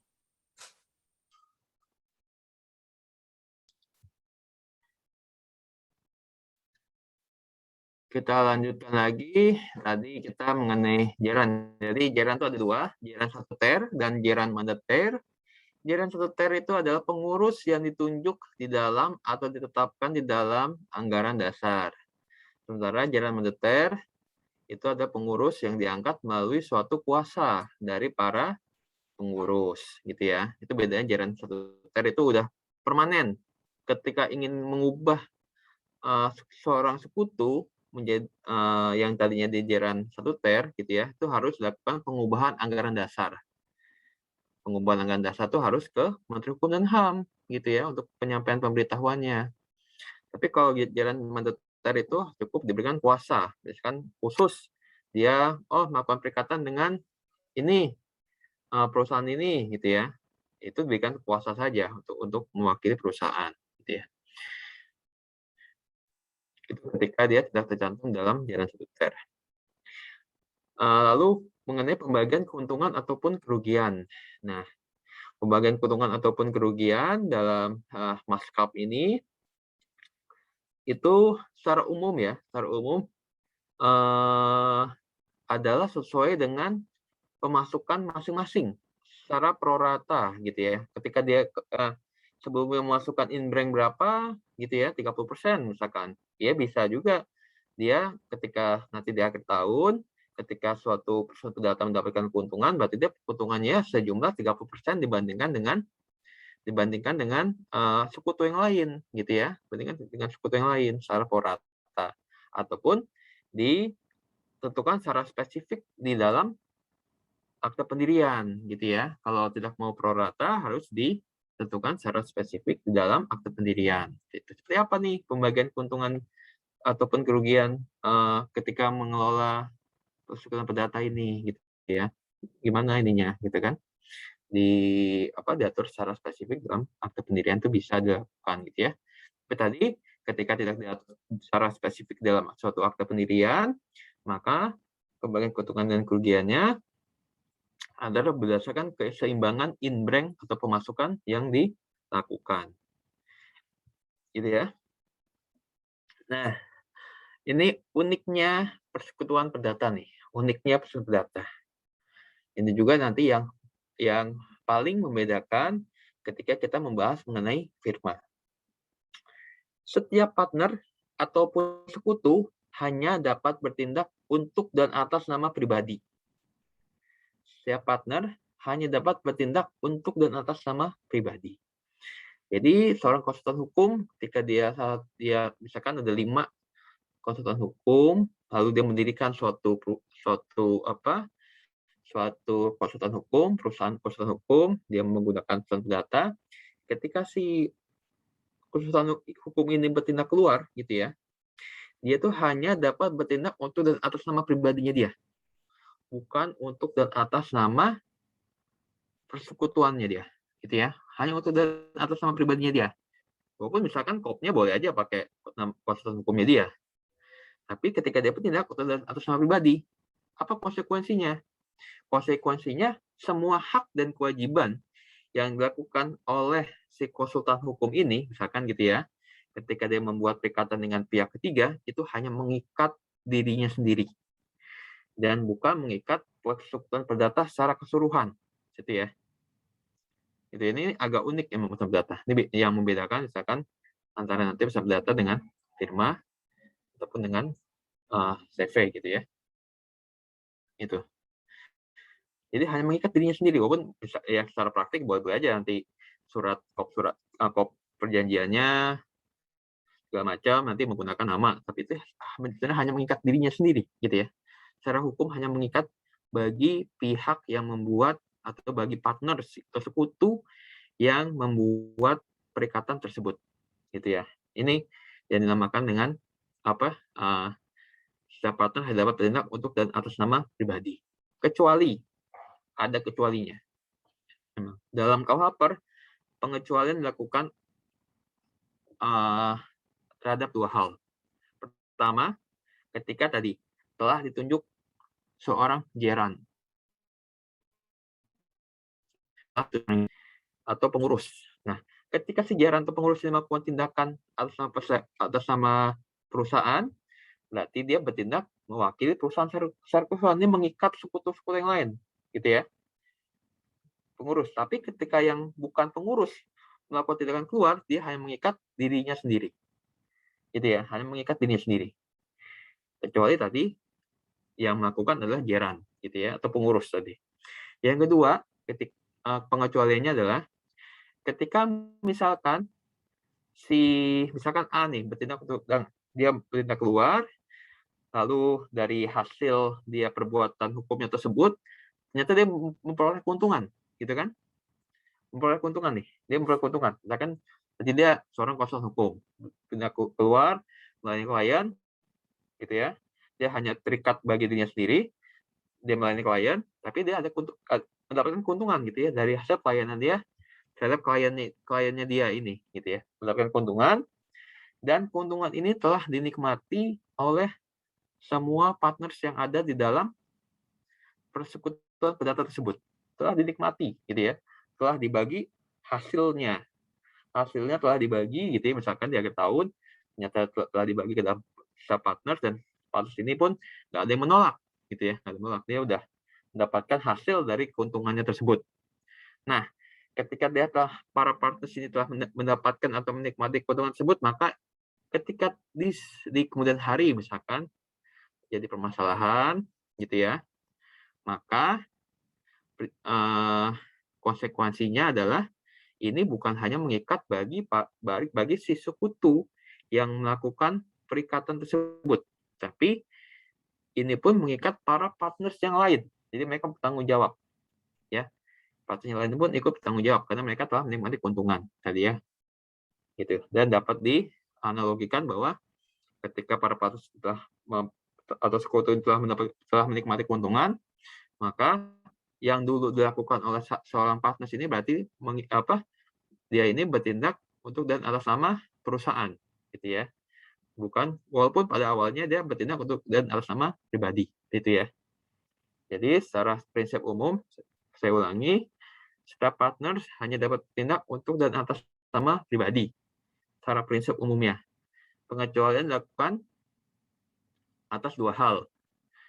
Perbuatan tersebut dilakukan oleh pengurus dari perusahaan. Yang kedua, ketika terdapat keuntungan oleh partners yang atau sekutu yang melakukan tindakan untuk dan atas nama pribadi tersebut, gitu ya, atau tindakan keluar tersebut, dan keuntungannya ini telah dinikmati oleh para sekutu yang lain, gitu ya. Ini bisa mengikat perusahaan, bisa mengikat para partners yang lain walaupun tindakan dilakukan adalah tindakan tadi ya secara prinsip untuk dan atas nama pribadi, gitu ya. Dan ini pun nanti konsekuensinya ditanggung jawab di muka pengadilan partner masing-masing, gitu ya, kecuali oleh dua hal tersebut juga, gitu ya. Ini agak beda dengan misalkan perseroan terbatas. Perseroan terbatas, setiap tindakan direksi itu untuk dan atas nama perseroan, gitu ya. Ini tanggung jawabnya adalah mengikat perseroan secara keseluruhan, gitu ya. Setiap tindakan direksi, ketika direksi itu melakukan perbuatan dalam lingkup anggaran dasar dari perseroan, gitu ya, itu mengikat perseroan secara umum, gitu ya. Itu prinsipnya. Tapi kalau perseroan data ini berbeda prinsip, gitu ya, prinsipnya berbeda. Lalu dari sisi pengakhiran maskap perusahaan data, ini jangka waktunya berakhir. Yang kedua, musnahnya barang, lalu kehendak para partner, lalu salah seorang partner meninggal di bawah pengampuan atau pilot. Jadi misalkan di anggaran dasarnya ditentukan, oke nih kita bikin perusahaan perdata, ada 5, para pendirinya akan berdirinya pada Januari tahun 2022 dan akan berakhir 25 tahun sejak berdirinya, yaitu tahun 2047, gitu misalkan, gitu ya. Akan berakhir pada Januari 2047. Nah, pada tahun 2047 maka akan bubar atau berakhir dengan sendirinya berdasarkan kesepakatan tadi, ya. Ataupun musnah yang kedua berakhirnya karena musnahnya barang, gitu ya. Karena misalkan data ini untuk didirikan untuk melakukan pengurusan terhadap suatu hal gitu ya. Ada nih, ataupun misalkan jasa konstruksi bangunan ini gitu ya. Jasa konstruksi suatu gedung gitu ya di Jakarta. Kemudian ternyata gedung yang itu ya, yang dijadikan objek gitu, perusahaan ini ternyata lalu kemudian terjadi bencana alam, hancur, rusak gitu ya, nggak bisa diperbaiki lagi, barang bisa diasumsikan barang yang musnah, maka persekutuan perdata ini pun menjadi berakhir gitu ya. Ataupun sistem data ini ketika memang didirikan khusus untuk misalkan jasa layanan konstruksi tersebut gitu ya, ketika dia berakhir, selesai proyeknya, maka bisa dianggap juga berakhir gitu. Jadi ada dari sisi musnah barang ataupun terselesaikannya proyek yang dijadikan landasan berdirinya persekutuan perdata tersebut. Lalu yang ketiga, kehendak para partners. Ini harus sepakat seluruhnya. Jadi satu sepakat, satu yang nggak sepakat, jadi tidak dapat direalisasikan. Ada 5 nih. Dalam data ya, kayaknya nggak untung nih persekutuan perdata kita, ya kita bubarkan, kata 4 orang sekutunya. Satu nggak sepakat, maka nggak bisa dilakukan. Jadi bukan voting ya, bukan voting. Tapi harus keseluruhan sepakat. Gitu ya. Lalu salah seorang partners meninggal. Nah, kalau salah seorang partners meninggal gitu ya, atau di bawah pengampuan, ini pun bisa tadi ya, karena dia limited life gitu ya, limited life gitu kan. Harus berarti bisa dianggap ya secara hukum persekutuan data tersebut pun menjadi berakhir ya. Salah seorang partner saja meninggal, maka persekutuan data tersebut berakhir gitu ya. Kecuali memang para sekutu kemudian bersepakat, kita bikin lagi perubahan anggaran dasar. Itu bisa dilakukan ya. Para sekutu sepakat, oke, partner yang meninggal, nggak apa-apa. Kita bikin lagi perubahan anggaran dasar dengan mengecualikan sekutu yang misalkan meninggal atau berada di bawah kepailitan tersebut. Gitu ya. Ada pertanyaan mengenai persekutuan perdata? Oke, kita lanjutkan ke Firma ya. Noval udah paham Noval? Saka? Insya Allah paham, Pak. Sip. Karena mungkin nggak terlalu ini ya, complicated. Nanti mungkin kalau ada hal yang saya terlewat gitu ya, tanyakan bisa aja. Nanti saya kasih bahan ya. Saya kemarin mau bikin Google Classroom, nggak sempat buat masukin beberapa bahan, saya share di grup grup ini aja, WhatsApp aja. Bahan nanti kalian baca. Kalau ada yang masih mungkin dari penjelasan saya ada yang terlewat atau ada yang ingin ditanyakan, silakan aja ya. Oke, kita lanjutkan mengenai First Owner atau firma.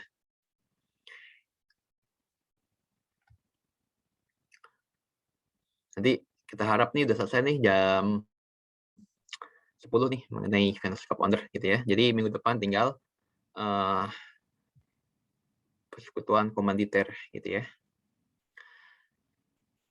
Nah, ini secara definisi dia disebutkan persekutuan perdata yang didirikan untuk menjalankan suatu usaha bersama dengan suatu nama bersama. Diatur dalam pasal 16 sampai pasal 35 KUHD. Jadi ketentuannya lebih spesifik gitu ya dibanding KUHPER gitu ya. Karena dia udah selain diatur juga di dalam KUHPER gitu ya. Jadi ngikut nih pengaturan di dalam KUHPER. Tapi atas hal-hal yang telah diatur dalam pasal 16 sampai pasal 35 KUHD, maka KUHD ini yang berlaku. Gitu ya. Ini yang disebut dengan lex specialis derogat legi generalis gitu ya. Hal-hal spesifik yang mengatur hal yang sama, maka berlaku hal-hal yang spesifik tersebut gitu ya. Lanjut. Pendiriannya masih sama gitu ya. Dia tadi disebut juga dengan Association of Individuals gitu ya. Mirip-mirip dengan KUHP, KUHP juga Association of Individual. Lalu tata cara pendiriannya mirip. Tadi kita udah lihat sekilas di Permen-Kumham 17 tahun 2018 mengenai tata cara pendirian dari peserta data, firma, dan CV. Nah, itu dia sama mutasi tandis itu bahasa hukumnya tuh dapat dipersamakan gitu ya. Bahasa hukumnya dapat dipersamakan. Jadi kalau kita bilang mutasi tandis dengan pengaturan mengenai persatuan terbatas, mutasi tandis dengan pengaturan mengenai koperasi ya, berarti sama gitu ya. Itu bisa dipersamakan gitu ya. Intinya gitulah. Mengatur hal yang sama. Jadi udah kita bahas ya sedikit mengenai alur pendaftaran pembuatan nama melalui aplikasi sistem administrasi badan hukum atau SABU tadi, segala macam. Lalu juga terakhir harus ada pendaftaran ke OSS ataupun online single submission itu untuk mendapatkan izin usaha. Tapi bukan izin operasional gitu ya, bukan izin operasional, baru izin usaha. Izin operasional sangat ditentukan oleh masing-masing usaha yang digeluti gitu ya. Nah, ini kurang lebih bidang usahanya pun sama sebenarnya. Bidang usahanya sama dengan yang tercantum tidak apa yang menjadi ruang gerak usaha dari peserta data. Secara praktiknya gitu ya.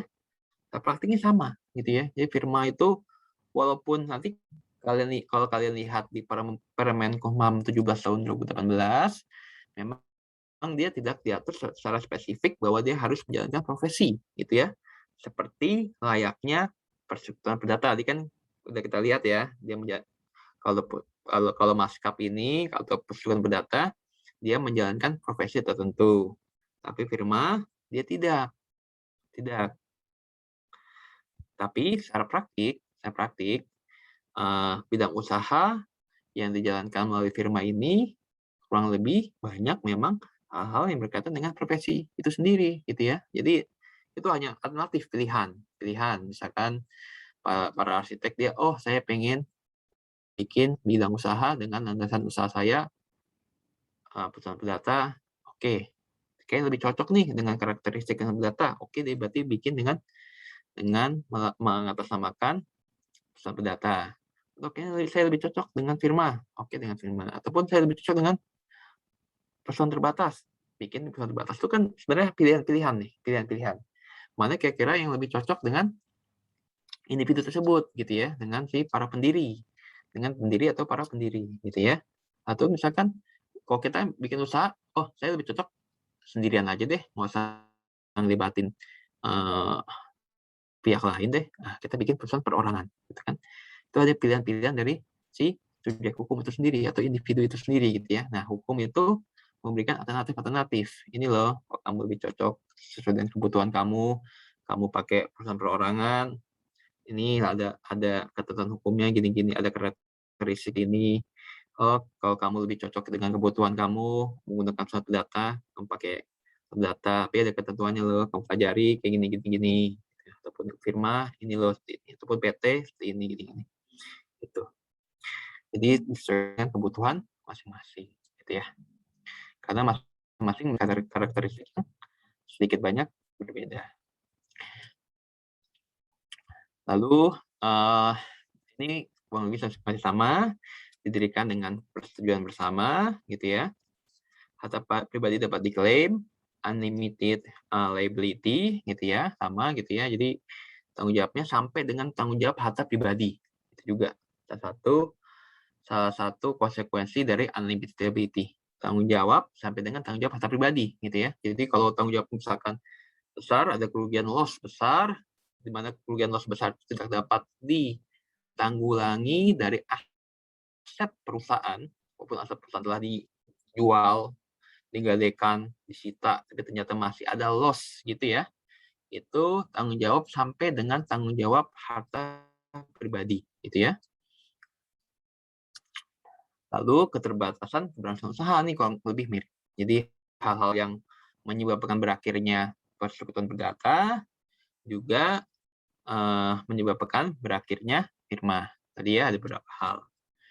Gitu ya. Jangka waktunya berakhir, lalu kesepakatan para pendiri, objek yang menjadi tujuan dari pendirian juga, misalkan ada objek yang menjadi tujuan pendirian itu pun misalkan telah musnah ataupun berakhir, ataupun misalkan salah satu dari pendiri atau salah satu dari sekutu atau partners meninggal dunia di bawah pengakuan atau pilot, maka firma tersebut menjadi berakhir. Makanya dikatakan limited life.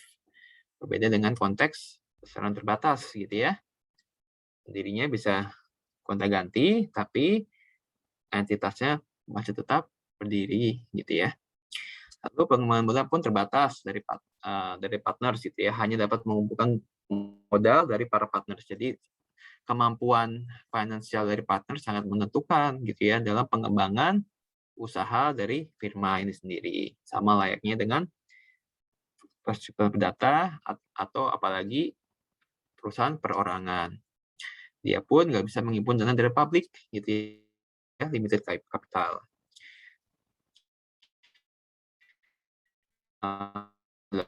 Para partner satu dari sekutu terbatas hanya melakukan pengumpulan modal melalui debt financing gitu ya, melalui utang gitu. Lalu aset partnership menjadi penguasaan bersama, sama layaknya seperti persekutuan perdata, joint property operation atau joint property management gitu ya. Penguasaan bersama, bukan kepemilikan bersama gitu ya. Harus dibedakan antara kepemilikan bersama dengan atau kepemilikan dari si firma itu ataupun penguasaan bersama ini hanya dikuasakan gitu ya. Ini dikuasakan saja. Sebagai bagian dari in-bank gitu ya. Lalu setiap partners dapat bertindak. Nah, ini membedakan. Salah satu pembeda yang jelas antara persekutuan perdata dengan firma. Tadi kalau perdata, setiap partner bertindak untuk dan atas nama pribadi, kecuali dikecualikan, gitu ya. Kecuali tadi dia menunjuk pengurus ataupun ada keuntungan yang telah dinikmati bersama, gitu. Kalau firma beda. Setiap partner bertindak untuk dan atas nama firma. Atau setiap partner dapat bertindak untuk dan atas nama partnership gitu ya. Itu. Jadi beda di situ. Kebalikannya. Kecuali yang dikecualikan. Nah, gitu. Kalau di KUHD gitu. Kecuali yang dikecualikan. Jadi kalau ada 10 sekutu, semuanya itu dari A sampai J bisa bertindak untuk dan atas nama partnership secara umum. Ketentuan dalam KUHD seperti itu.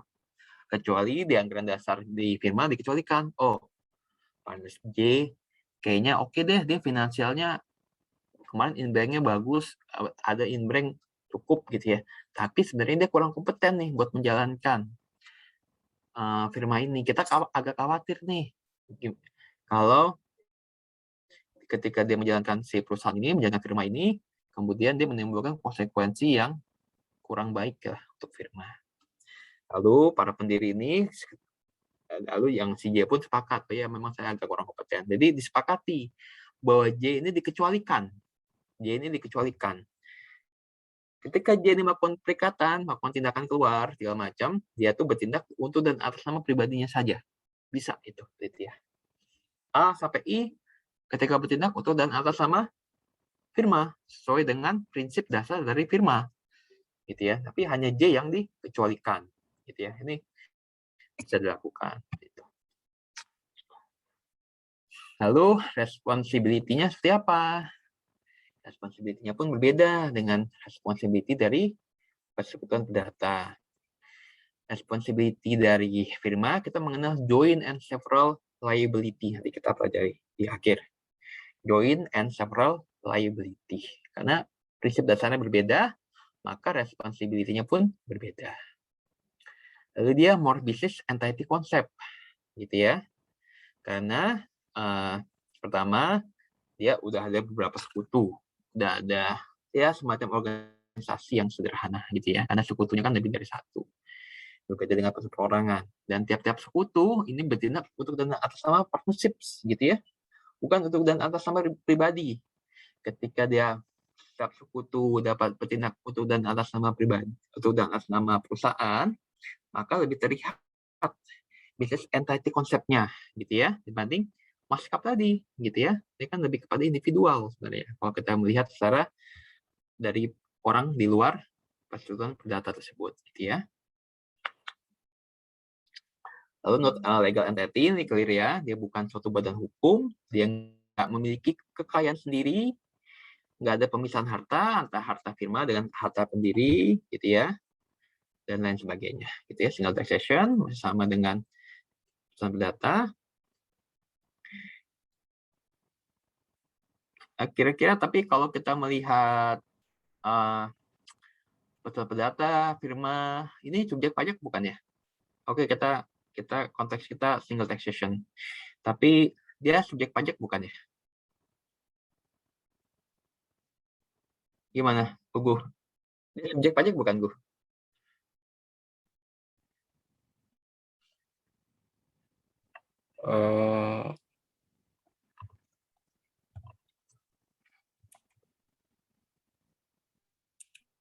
Menurut saya, iya Pak. Objek pajak. Kenapa dia objek pajak? Subjek pajak.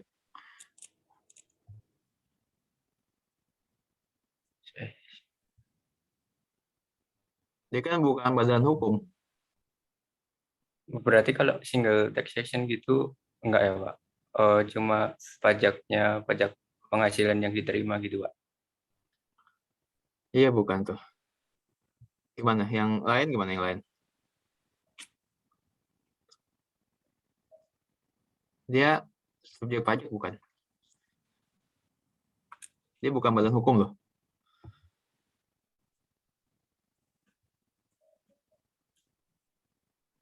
Kalau Dewa gimana Dewa? Oh, kalau menurut saya bukan subjek hukum, Mbak, sih Iya, bukan subjek hukum. Bukan subjek hukum. Iya, Ya, bukan subjek hukum, tapi subjek pajak bukan? subjek pajak. Kita lihat ya. Oke.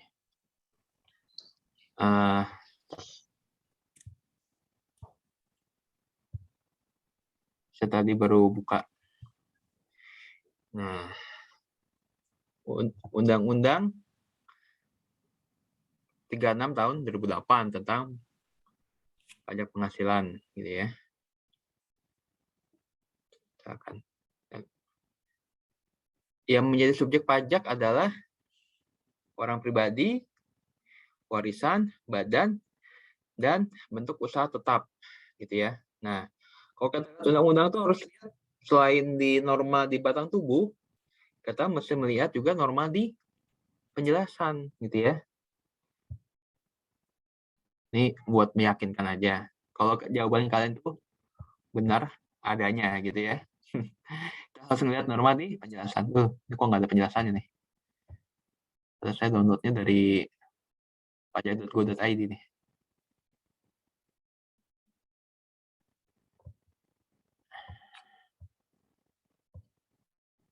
Oh, dia beda ini ya. Mana penjelasannya? Ini aja deh. Tadi ya, pasal 2 ayat 1 huruf B, gitu kan? Yang menjadi subjek pajak adalah orang, badan, dan BUT untuk usaha tetap. 1B. Apa sih badan itu? Gitu kan? Badan kok perlu penjelasan.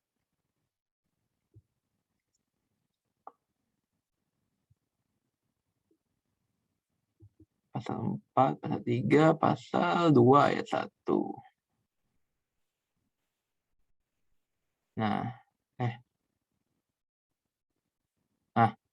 pasal 2 ayat 1B. Apa sih maksud dengan badan? Gitu kan? Pasal 2 ayat 1 huruf B. Apakah ada persetujuan perdata? Apakah ada firma di sini gitu ya? Atau firma di sini?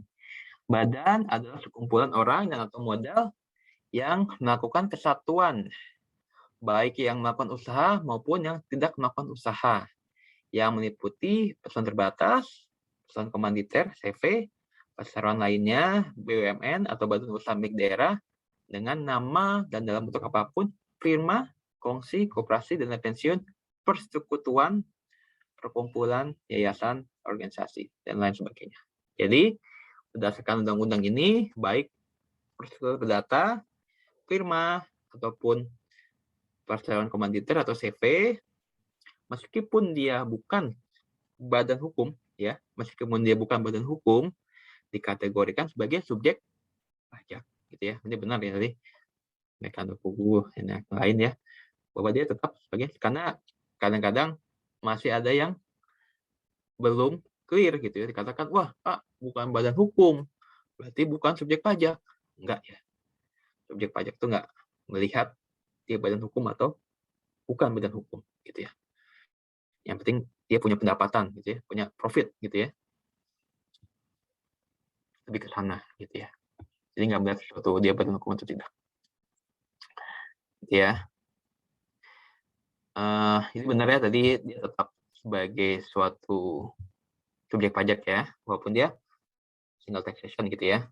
Jadi kalau perseroan terbatas itu gaji yang didapat oleh direksi, profit yang didapatkan oleh perseroan dipotong pajak, lalu gaji yang didapatkan oleh direksi ataupun dividen yang didapatkan oleh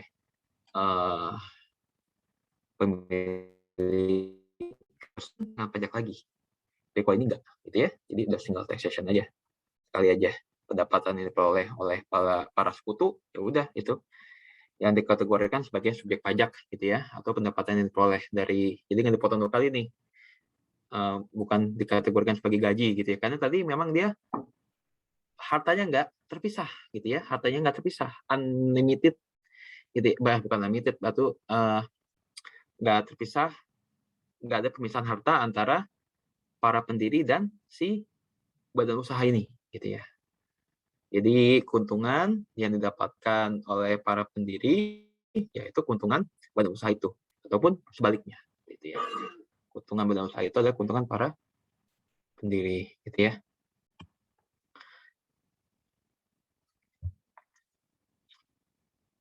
Lalu internal relationship gitu ya. Tadi kan external relationship, ini ada internal relationships, profit gitu ya. Dibagi sesuai dengan kesepakatan dalam akte pendirian. Akan tetapi sama dengan maskap, dalam hal tidak diatur secara khusus atau secara detail dalam akte pendirian, maka berlaku prinsip bahwa pembagian profit sesuai dengan inbrank yang dimasukkan oleh para pendiri, gitu ya, proporsinya seperti itu ya, sesuai dengan inbrank yang dimasukkan para pendiri. Lalu more business entity konsep ya, tadi sudah kita jelaskan sedikit. Not a legal entity, clear. Single taxation tadi juga udah kita bahas sedikit. Lalu, nih, sorry, tadi masih karakteristiknya. Jadi, sekarang external relationship-nya. Tadi ya, udah kita bahas juga sedikit tadi. Setiap sekutu firman dapat melakukan perikatan atau hubungan hukum dengan pihak ketiga untuk dan atas nama perusahaan atau perseroan, gitu ya. Beda dengan maskap, gitu ya. Lalu perbuatan satu sekutu mengikat keseluruhan sekutu, gitu ya. Satu sekutu mengikat keseluruhan sekutu kecuali yang dikecualikan. Kecuali ada sekutu yang dikecualikan bahwa tindakannya dia tidak mengikat seluruh sekutu yang lain, gitu ya. Tidak mengikat sekutu yang lain. Ya, prinsip dia mengikat semuanya, gitu. Responsibility-nya joint and several liability, tanggung jawab solider. Nah, tanggung jawab dia kalau dibunyi di KUHD-nya pasal 18, apa sih yang dimaksud dengan tanggung jawab solider itu? Dalam firma, tiap-tiap sekutu bertanggung jawab secara tanggung-menanggung untuk keseluruhan atas perikatan-perikatan firma. Itu bunyi di KUHD-nya. Atau disebut juga dengan perikatan tanggung-menanggung kalau di KUHD. Kalau di KUHD gini bunyinya. Dalam firma, tiap sekutu bertanggung jawab secara tanggung-menanggung untuk keseluruhan atas perikatan-perikatan firma. Dan kalau di Kohaper ini konteksnya adalah perikatan tanggung-menanggung. Di pihak para debitur terjadi suatu perikatan tanggung-menanggung, manakala mereka semua wajib melaksanakan suatu hal yang sama, sedemikian rupa, sehingga salah satu dapat dituntut untuk seluruhnya, dan pelunasan oleh salah satu dapat membebaskan debitur lainnya terhadap kreditur. Jadi kaitannya, gitu ya, tadi sangat berkaitan prinsip firma, prinsip external relationship dari firma itu sendiri, gitu ya. Di mana salah seorang sekutu ketika dia bertindak keluar, gitu ya, berarti dia untuk dan atas nama perseroan atau perusahaan itu. Dan kaitannya dengan perikatan tanggung-menanggung, gitu ya. Kaitannya dengan perikatan tanggung-menanggung, misalkan nih, jadi gini Kofirma tuh. Ketika misalkan jadi permasalahan hukum, gitu ya, dibawa ke pengadilan, gitu ya, kan dituntut nih, gitu. Jadi kalau si personal perdata yang karena dia tadi ya kecuali ada pengurus yang kecuali yang dilakukan oleh pengurus itu kan dia setiap sekutu bertindak untuk dan atas nama pribadi ya perdata. Jadi misalkan tidak ada terjadi konsekuensi hukum di bawah pengadilan yang dituntut ya si sekutu itu sendiri gitu kan, sekutu sendiri dia wajib membayar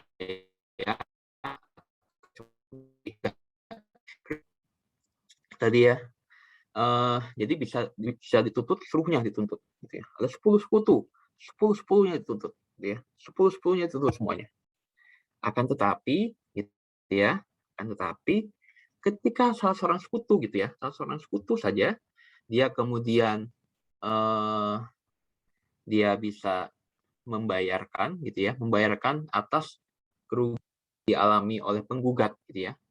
Atas kerugian yang dialami penggugat, maka pembayaran yang dilakukan misalkan ya, misalnya konteksnya perdata, maka pembayaran yang dilakukan oleh salah seorang sekutu ini akan membebaskan tanggung jawab dari para sekutu yang lain, gitu ya. Akan membebaskan tanggung jawab dari para sekutu yang lain.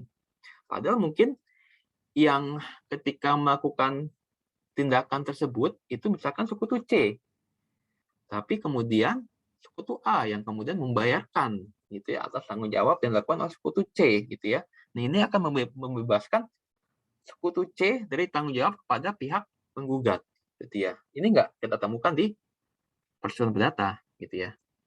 Tapi kita temukan di firma. Karena itu kadang-kadang nih taktiknya para penggugat di pengadilan kalau mereka menggugat firma itu dicari sekutu yang paling kaya. Yang paling kaya yang mana dilihat ya mungkin diselidiki lah ada penyelidikan secara umum gitu ya, mana sih kira-kira yang paling berada itu yang dijadikan tergugat utama gitu ya. Kan yang nanti sekutu yang lain tuh turut tergugat 1, turut tergugat 2 gitu ya, turut tergugat gitu ya. Wajib semuanya dimasukkan tapi sebagai turut tergugat ya. Turut yang tergugatnya itu, sekutu utama itu yang paling kaya sekutunya. Walaupun sebenarnya dia bukan yang melakukan perikatan, misalkan. Bukan dia melakukan perikatan, misalkan melakukan perikatan sekutu B, C, D. Ini si yang paling kaya sekutu A. Kita bidik aja sekutu A yang paling kaya, gitu kan. Dia sebagai tergugat. Nah, kemudian ketika putusan pengadilan dinyatakan bahwa memang salah, gitu ya, si firma yang si sekutu B, C, D salah, terus ternyata karena tergugatnya sekutu A oke lah. Karena dia paling berada mungkin ya dibayarkan gitu kan atas kerugian material yang diderita oleh penggugat. Ini bisa kita membebaskan sekutu B, C, D dan D. Ini kadang-kadang jadikan taktik nih kalau di pengadilan nih. Dan ini pun kadang-kadang kalau di pelatihan ya yang salah satu strategi menggugat firma diajarkan juga nih. Kalau pelatihan advokat cari sekutu yang paling secara finansial yang paling bagus gitu, yang paling baik itu yang dijadikan tergugat utama gitu ya. Mohon izin mengingatkan Pak. Oke, oh ya. Waktunya 4 menit lagi. Oke, ya kebetulan udah selesai nih. Ada pertanyaan nggak? Ini finish nih kita.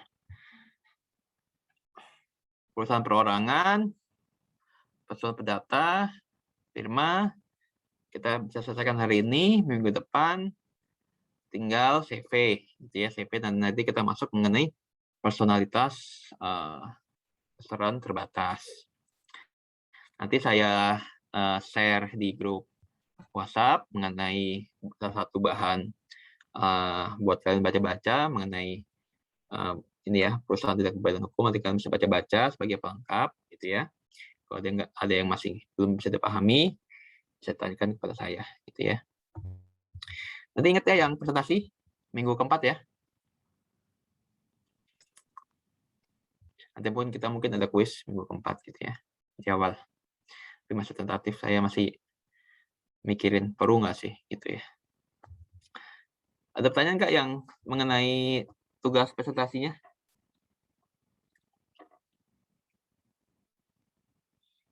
Yang kelompok 1 berarti ya. Nanti kalau ada pertanyaan bisa dijapri ke saya dari kelompoknya ataupun di grup di saya. Jadi kalian bikin 15 menit tadi ya presentasi mengenai perbandingan. Kan kita udah ngebahas nih yang mengenai badan usaha tidak berbadan hukum. Tinggal CV aja, jadi kalian masukkan ke CV. Nah, kalian cari nih kira-kira kayak maskap, firma, CV itu di negara-negara lain itu masih eksis nggak sih, gitu ya? Kalian ambil contoh di Belanda, misalkan di Inggris, di Amerika, gitu ya, masih eksis nggak? Terus kalau masih eksis, kira-kira pengaturannya secara umum aja seperti apa? Dan bidang usaha yang menjadi ruang lingkup dari perusahaan-perusahaan itu apa, gitu ya? Itu aja ya. Ya kalian tinggal browsing aja, kasih dapat deh mungkin. Gitu ya. Tugasnya. Terus kalau tugas makalah, kalau detailnya nanti saya belum memutusin sih detailnya, tapi kalau dari sisi topiknya, ini kalian tinggal pilih topiknya mengenai pengelolaan kekayaan negara dipisahkan. Nah, BUMN sebagai kekayaan negara dipisahkan.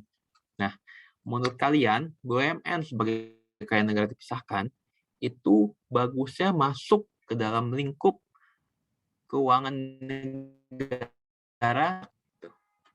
Jadi bisa kalian pilih 2 topiknya. Oke.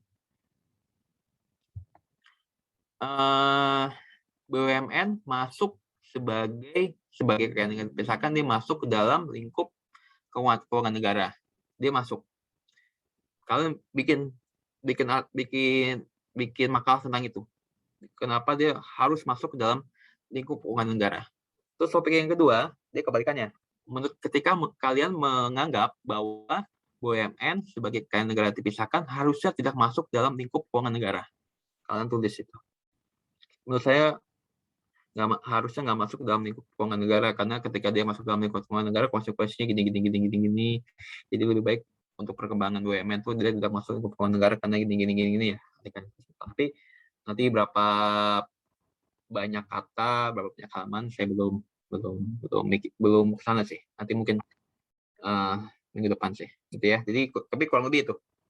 Kurang lebih topiknya. Jadi kalian jangan di tengah-tengah nih, jangan di tengah-tengah. Kalian harus berposisi iya atau enggak. Dia masuk ke dalam lingkup keuangan negara atau tidak, gitu aja. Pilihan kalian yes atau no. Kalau yes kenapa? Kalau no kenapa? Gitu ya. Oke, kalau nggak ada pertanyaan karena jam 10. Jam 10 kita akhiri sampai di sini. Ada pertanyaan nggak terakhir? Ada pertanyaan nggak? Kalau nggak ada pertanyaan, kalau misalkan masih ada, silakan tanya di ini ya, Japri ataupun lewat. Udah ada peringatan. Oke ya, mungkin sampai di sini kita di hari ini. Terima kasih atas perhatian dan atensinya. Wassalamualaikum warahmatullahi wabarakatuh.